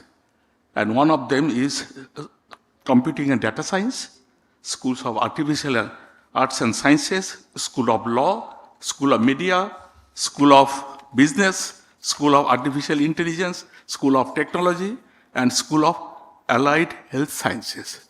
So many schools at this young stage. My current research area for the last 50 years, I am working in the area of AI and data science, what you call today.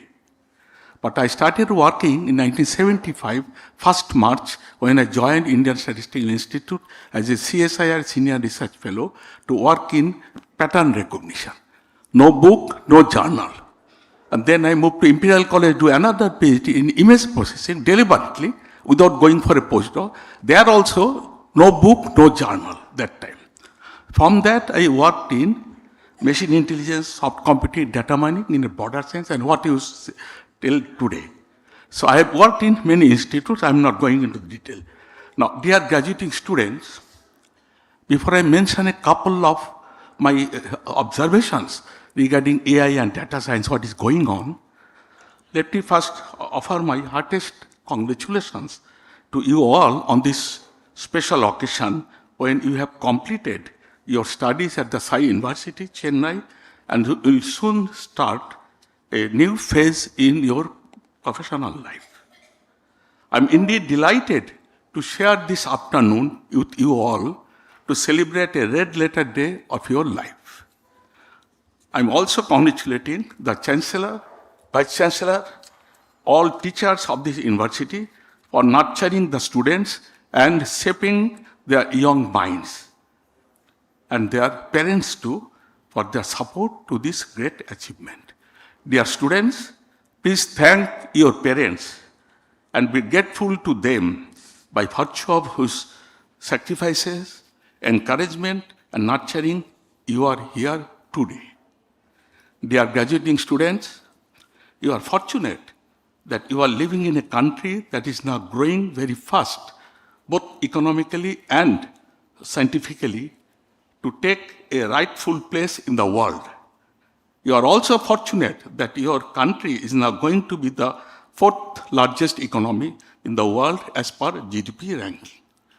When you belong to a privileged group, you owe some responsibilities to in applying your acquired knowledge to improve the lives of less privileged groups or disadvantaged groups and give back something positive to the society. In the process, you may need to tackle many social problems that our generation could not much solve and left them for yours. Let us call here the quotes of Rabindranath Tagore on value of education. The highest education is that which does not merely give us information, but makes our life in harmony with all existence. Dear graduating students, today the definition of college university degree is changing fast. Education should not be treated just as a one-time credential, but as a continuum learning. More you practice, better is the future. As the knowledge-based economy transforms, the winner will be those who combine technical expertise with skills like adaptability, creativity, and social intelligence that no degree alone can provide you. This is the era of AI and data science. You are all seeing everywhere. We are living in a world, so-called world of knowledge, with information revolution, where great volume of data is being generated all around us. The subject has enormous relevance as evident in the context of national development, and therefore it has become a must-know subject to any researcher, applied scientist, technologist, or practitioners, whoever is dealing with data. Today, AI has become a subject of interest to a common man. Sometimes it sounds like a buzzword too. While the world is moving towards this direction in research and development, India is not an exception. Our nation is a big leader in international scenario and is emerging very fast as a global AI hub. Recently, I visited some universities in the USA and China, and I witnessed the same spirit and courage everywhere. Conferences, symposiums, seminars are being organized globally in hybrid modes in various disciplines, but primarily focusing on AI aspects. Last month, I delivered such a talk in an online conference titled Future of AI in Policing. So I got really bit surprised when I got invitation. Why do you need police? Because we are relatively afraid of police. Then I read the one, say it is being organized from UK organization. The objective is to prevent, enhance crime prevention, improve resource allocation, and promote accountability using predictive algorithm, facial recognition system, fingerprint recognition system, crime mapping system. So if we look at this, basically they are pattern recognition image processing problem, which we started in 50 years back. So what the objective? IPS officers from different countries like UK, Canada, Australia, and from 6 states of India participated. The purpose is to make them aware of the state of the art of the development using AI applications. So all these signify the importance of AI, machine learning, and data science together in today's encouragement schedule. However, I have some concerns for beginners to consider in positive sense. With the evolution of AI and data science over the last 6 decades, starting from pattern recognition in 1960s, image processing in 1970s, to artificial neural network expert system in 1980s, every decades. Knowledge-based system 1990, data mining 2000, big data 2010, and today data science AI. Every evolution we have new terms and technologies which are coined with big hopes.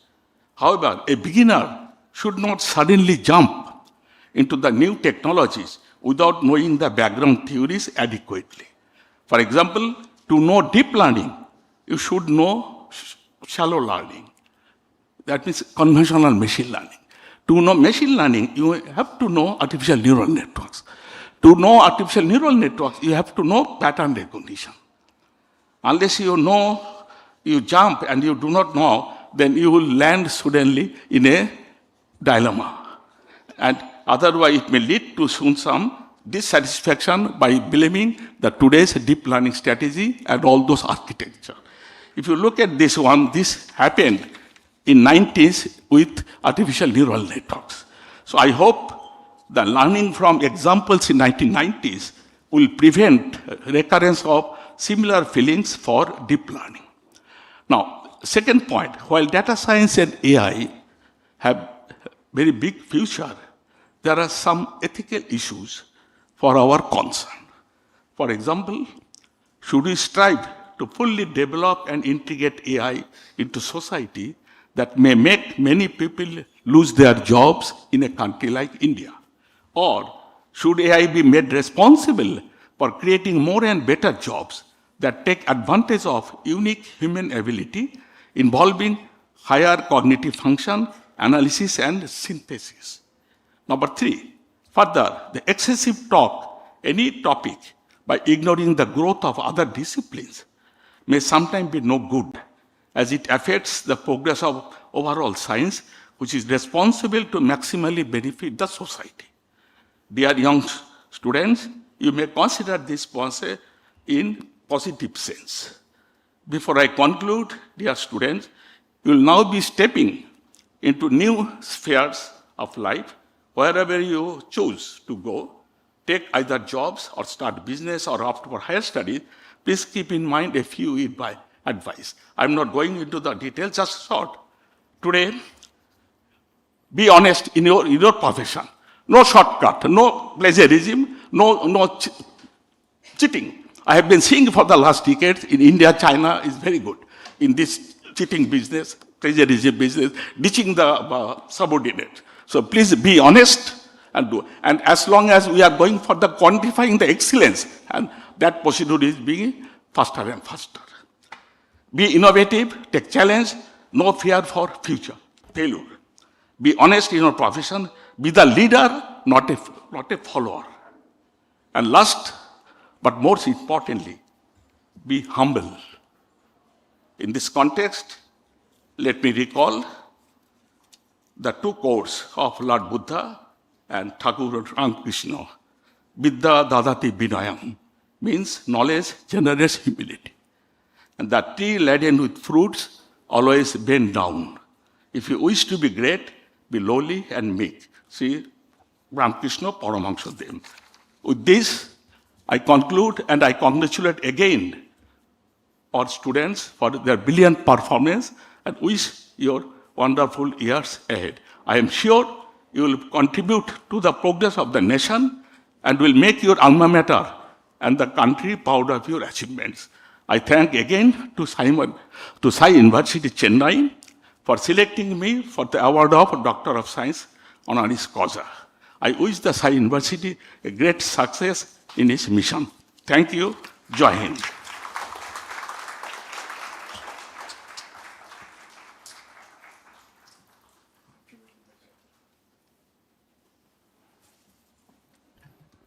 Thank you very much, sir, for your insightful words. Now, I invite the chief guest, Sri Ashang Desai, to deliver the convocation address and his acceptance speech.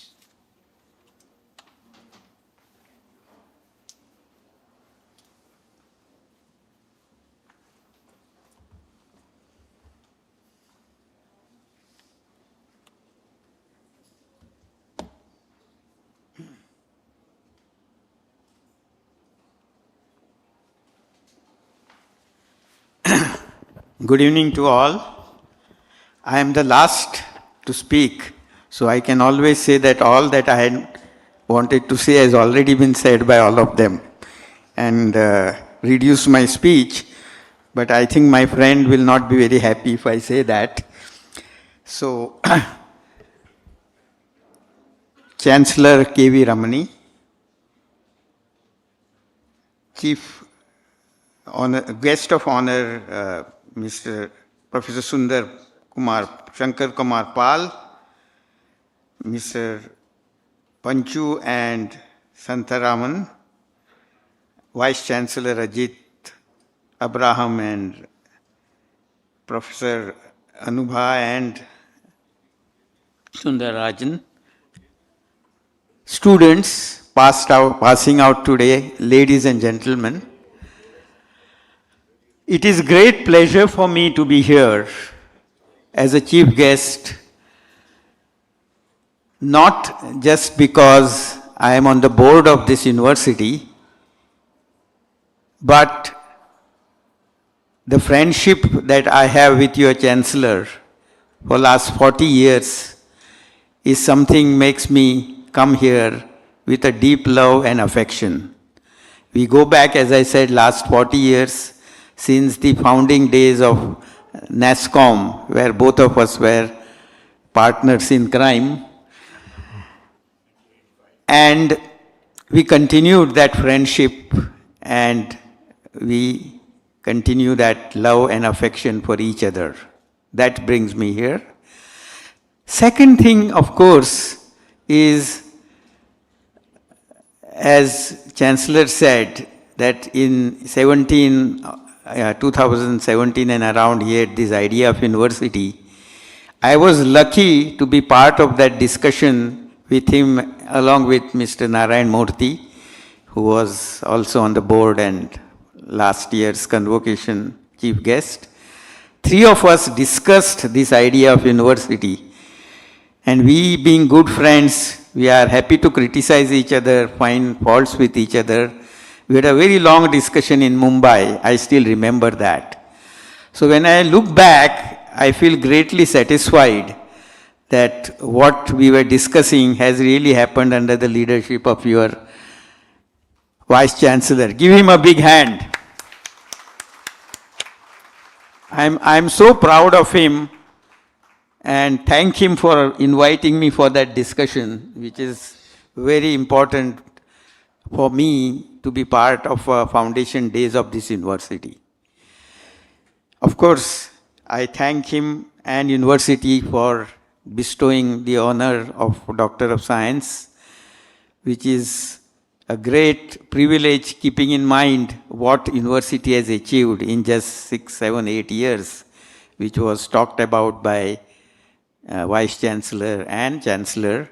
I will not get into the details for the sake of time, but each one of them, in terms of association globally, in terms of awards that they have received, the speeches that your Vice Chancellor delivers and the respect that he gets for academic achievement, all that makes me feel good that I am also an alumnus, if I may, with his permission, of this university, like all of you. So, with that, there was something else which Chancellor also said, that we should not be advising all of you young guys. And I agree to a great extent, because I'm sure you are smart enough to get admission in Sai University. That itself proves that you are very smart, and you are very smart. But on the flip side, I think it's important that we do share some of our thoughts at this important juncture of your life. And that's what I'm planning to do next 15 minutes or so.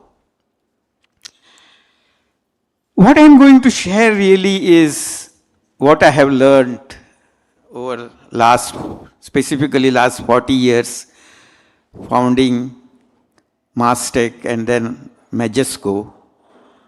They did talk about the achievements of both these companies. I'll not get into that. But I was lucky to see IT industry growing from $50 million to $250 billion. So all of us in the industry have seen 5,000 times growth in just a generation. And that does not happen by chance. That happens because of entrepreneurship, of course, but many, many personal qualities. So I am sharing that experience and what I learned from friends. I was lucky to share friendship with many of industry people as a part of NASSCOM, as a part of industry player. So I'm sharing with what I learned from your Chancellor, my dear friend, Mr. Narayan Murthy. I'm sharing all of that in next few minutes to you. There was a discussion on focus by our friend. I am little bit of other side of it, in the sense, I am not saying you should defocus, but I'll give you a first point of mine is finding a purpose in what you wanted to do. I'll give you an example. I was lucky to get award as a Distinguished Alum Award of IIT Bombay. They select few people every year and give the award. I got it 20 years back. And I was going on the way, I thought I'll meet engineers and managers or people like me there. But you know who were there along with me? There was a person who was become an IAS officer and was doing enormous work in nutrition for poor people in Orissa. I had another person who was a great social worker and had started NGO in Northeast and was doing great work for the poor people. And you know who was the last person? He was a filmmaker. I don't think IIT had to do anything with filmmaking, anything with starting an NGO or IAS officer. The point is, all of them found their way into what they really love to do, what they had passion to do about. I think I am not advising you that you should not follow your computer science degree or psychology or LLM. I'm sure my chancellor friend will be very unhappy if I tell them you don't do that. I am not saying that. What I am saying is that in your life, you will find a purpose as you move along. You will find you what really love to do. Please go ahead and do it. Because that's what will make you really happy more than success. It is not only about success, but it will make you feel fulfilled. It will make you feel that you have achieved something yourself. This is not about comparing with anyone else. Don't care. I don't think this world is about comparing what somebody else has done. You are yourself. You have to find purpose yourself in life, and that you will find only if you find out what you love to do. And of course, you should also be good at it. Just love is not enough, I agree. And if you are not good at doing what it is, you will not be fulfilling. But the point I'm making is, find purpose in your life. I think all of us here did, at least I did what I always felt I should be doing. And that was about entrepreneurship. That was about building a company. People ask me, what will I do if there is anything in next life? I always tell them, I'll do the same thing. I continued that journey of entrepreneurship outside Majesco Mastech by, of course, involving like founding of NASCOM and many other NGOs that I have founded, another 4 or 5 of them. The point I'm making is, don't compare yourself, find your love and passion. That's my point number 1. Now, once you find a passion, once you find a love, obviously, like my other colleagues said, it's just alone is not enough. It's extremely important, number 1 actually, but not enough. You have to work hard. There is no substitute to working hard. As someone said, Einstein, I think, that 1% inspiration, 99% perspiration. There is no substitute to hard work. I have seen people bright enough, but getting lost because they didn't put the best. But I will only qualify that hard work with smart work. I think we are living in today's world where everything is getting smarter, smarter and smarter. You are going to live in the world which is going to be a developed world. India will become a developed world in next 15, 20 years, and you are going to make it happen. And that will not happen unless you also work smart, use technology, use best possibilities that are there worldwide, learn from others, use it. Because just working hard without any smartness will not take you anywhere. You will be very unproductive. So the point I'm saying is, keep your eyes open, keeps your world and your perspective very open. That is way of becoming smart. So work hard, work smart. Once you find your love and passion. So that's my point number 2. Point number 3 is, there is one thing that we don't learn in our education, unfortunately. It's changing, it's getting better.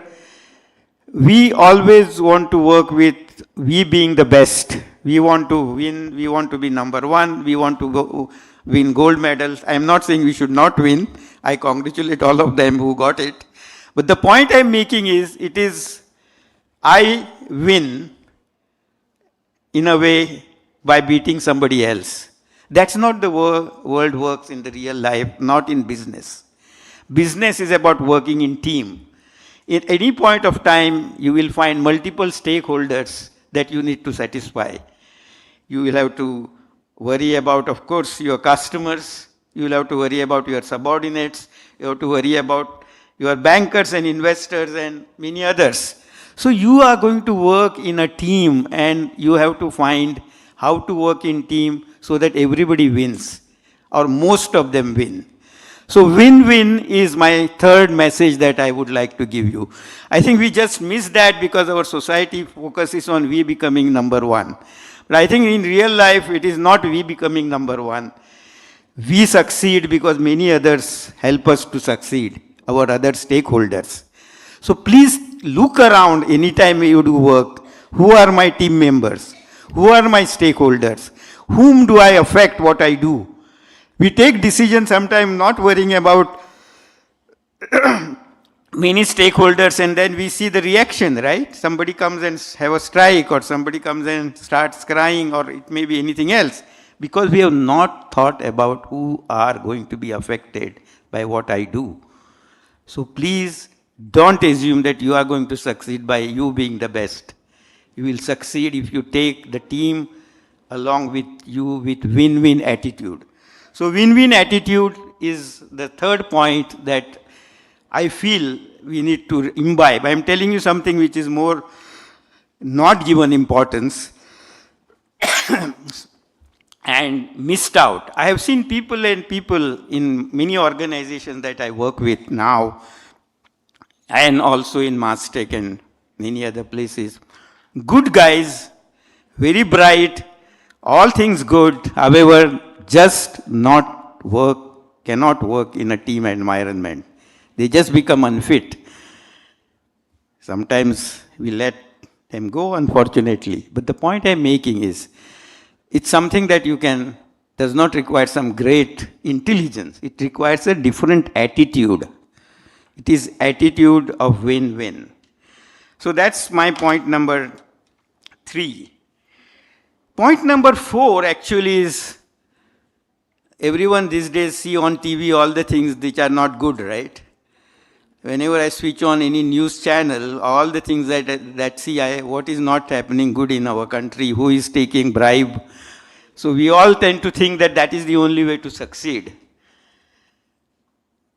I would strongly advise you that honesty and integrity is the bedrock, and those who do that are not noticed maybe on TV, but they are the background. And one of the very good examples for which I respect is your Chancellor himself.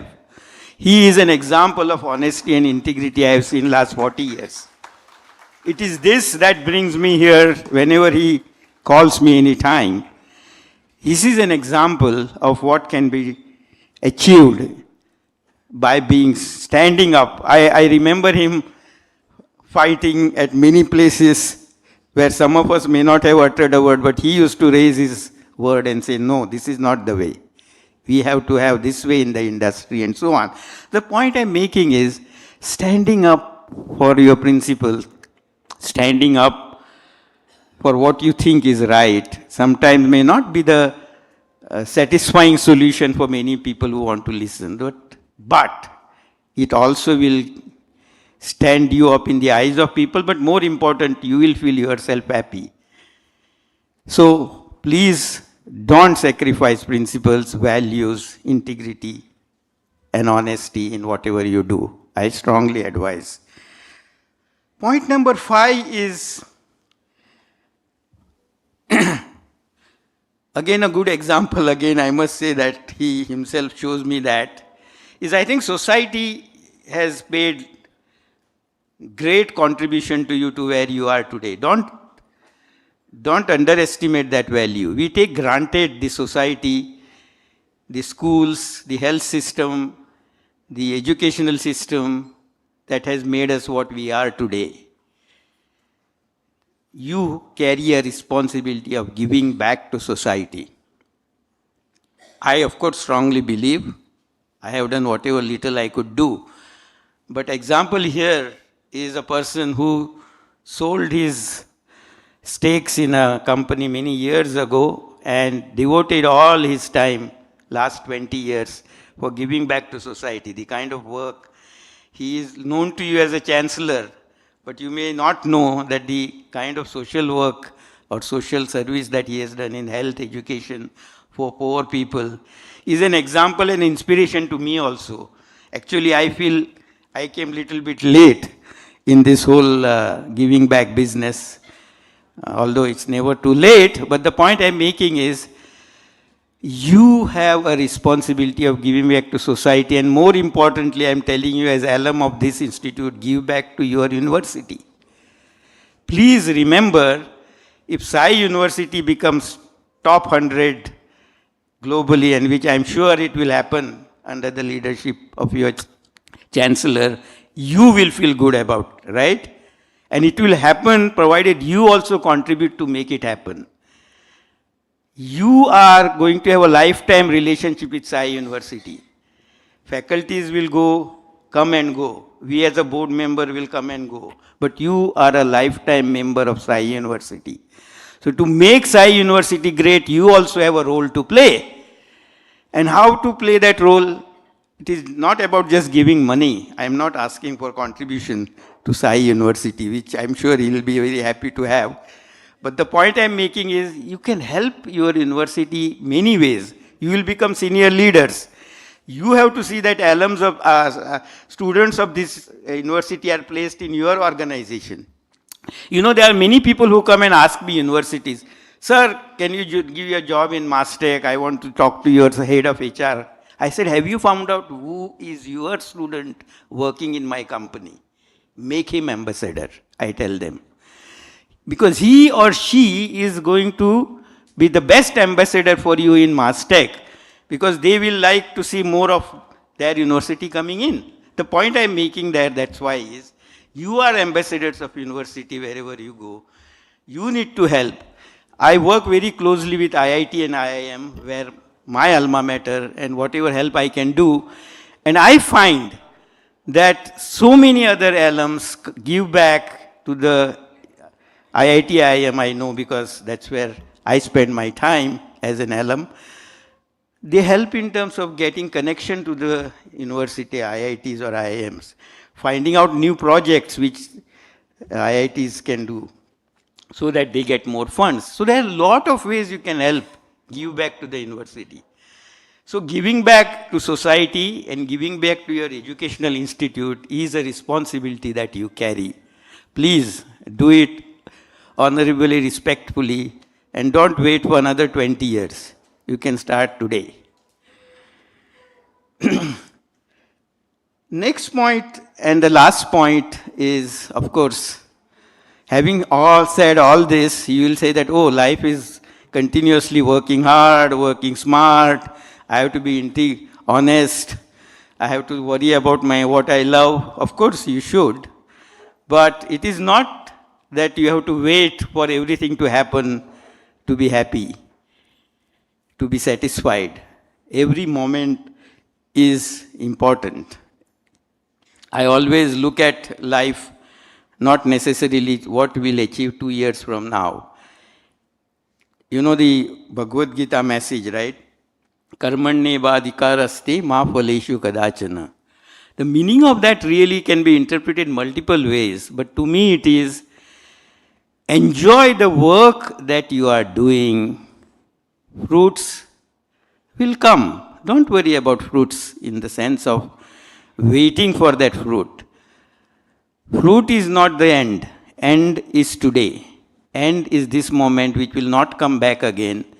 If you enjoy that moment by focusing on what you do, doing your best is the best strategy. Fruits will come. Ma phaleshu kadachana doesn't mean that you don't worry about, don't aim for fruit. Keep an aim. But work hard, work smart, enjoy, have win-win. All those things that I told you today, at this moment. And those moments are worth living. And do what you love to do this moment, because then the life will be different. So, let me summarize again. Have win-win. First start with a passion and what you love to do, as I said. Find a teamwork, win-win. Find out integrity, honesty, adaptability, resilience is equally important. Give back, and I'm sure you have a great life ahead because you are the leaders of tomorrow of India's developed nation. India will become developed country under your leadership. And that will only happen if you do your best, and I'm sure you'll have a best career in life. I wish you a great success ahead. Thank you very much. Thank you, Sai University, for considering me worth Doctor of Science. I am now committed to the university as like all of you, as I said, an alumnus of the university. Thank you.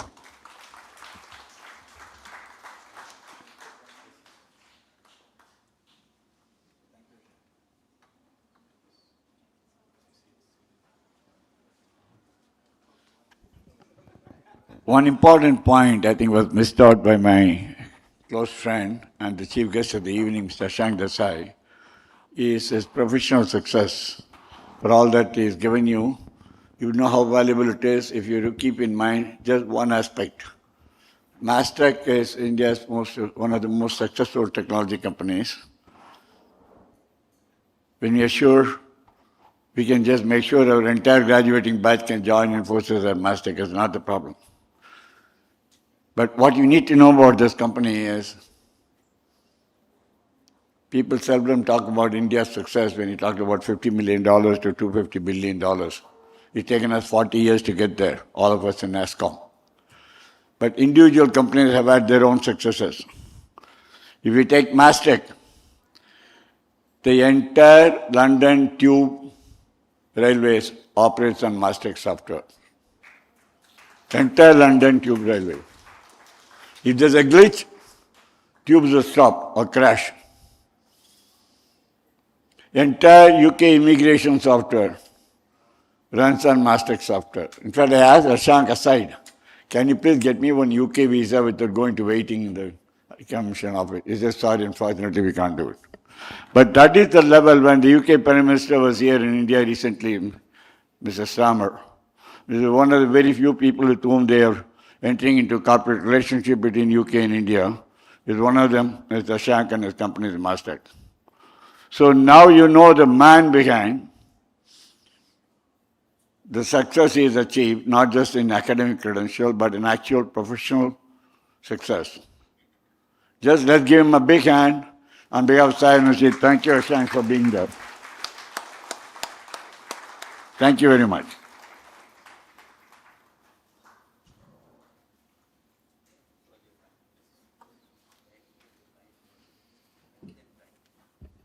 I now request the Honorable Chancellor to declare the convocation closed.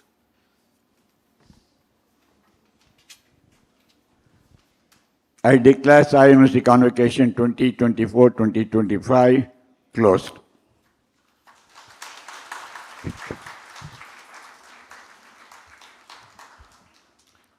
Thank you, Honorable Chancellor. I now invite the Controller of Examinations to propose the vote of thanks.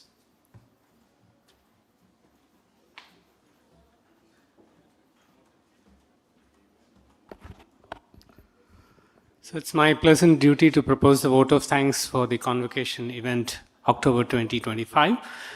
First and foremost, I would like to thank our Honorable Chancellor, Shri K.V. Ramani, for continuing to inspire us and guiding us through his vision to build this university into a great institution, and also for making this event a grand success.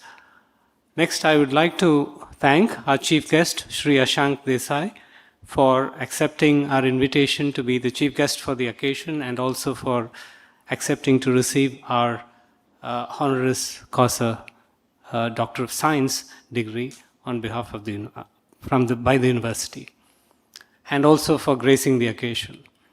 I would also like to thank Professor Shankarpal for gracing the occasion and also for accepting the honoris causa degree certificate.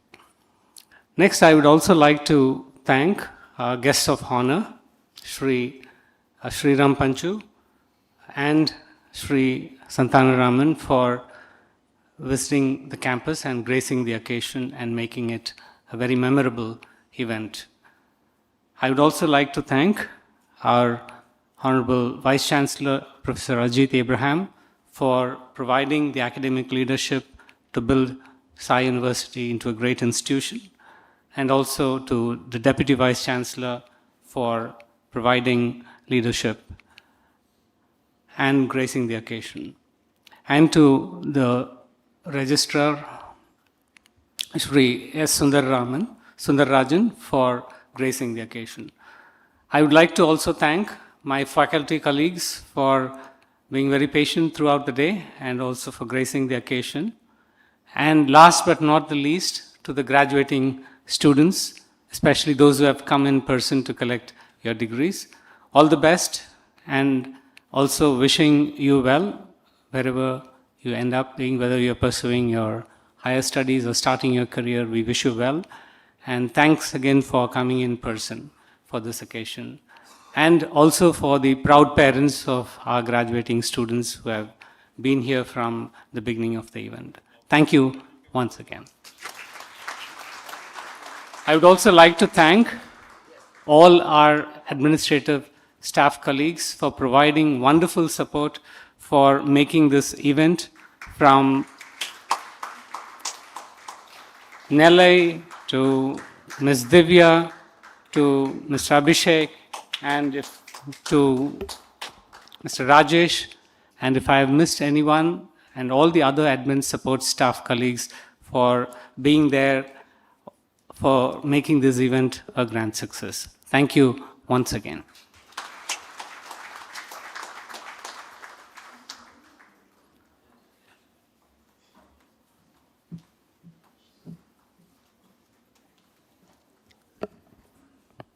I request the gathering to rise for the national anthem, and I also request you all to stay standing until the procession leaves. जनगण अधिनायक जय हे भारत भाग्य विधाता पंजाब सिंध गुजरात मराठा द्राविड उत्कल बंगा विंध्य हिमाचल यमुना गंगा उच्चल जलधि तरंगा तव शुभ नामे जागे तव शुभ आशीष मांगे गाहे तव जय गाथा जन गण मंगलदायक जय हे भारत भाग्य विधाता जय हे जय हे जय हे जय जय जय जय हे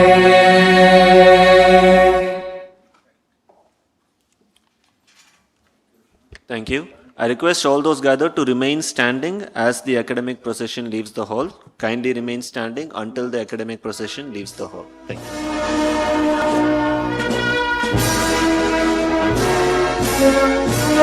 you.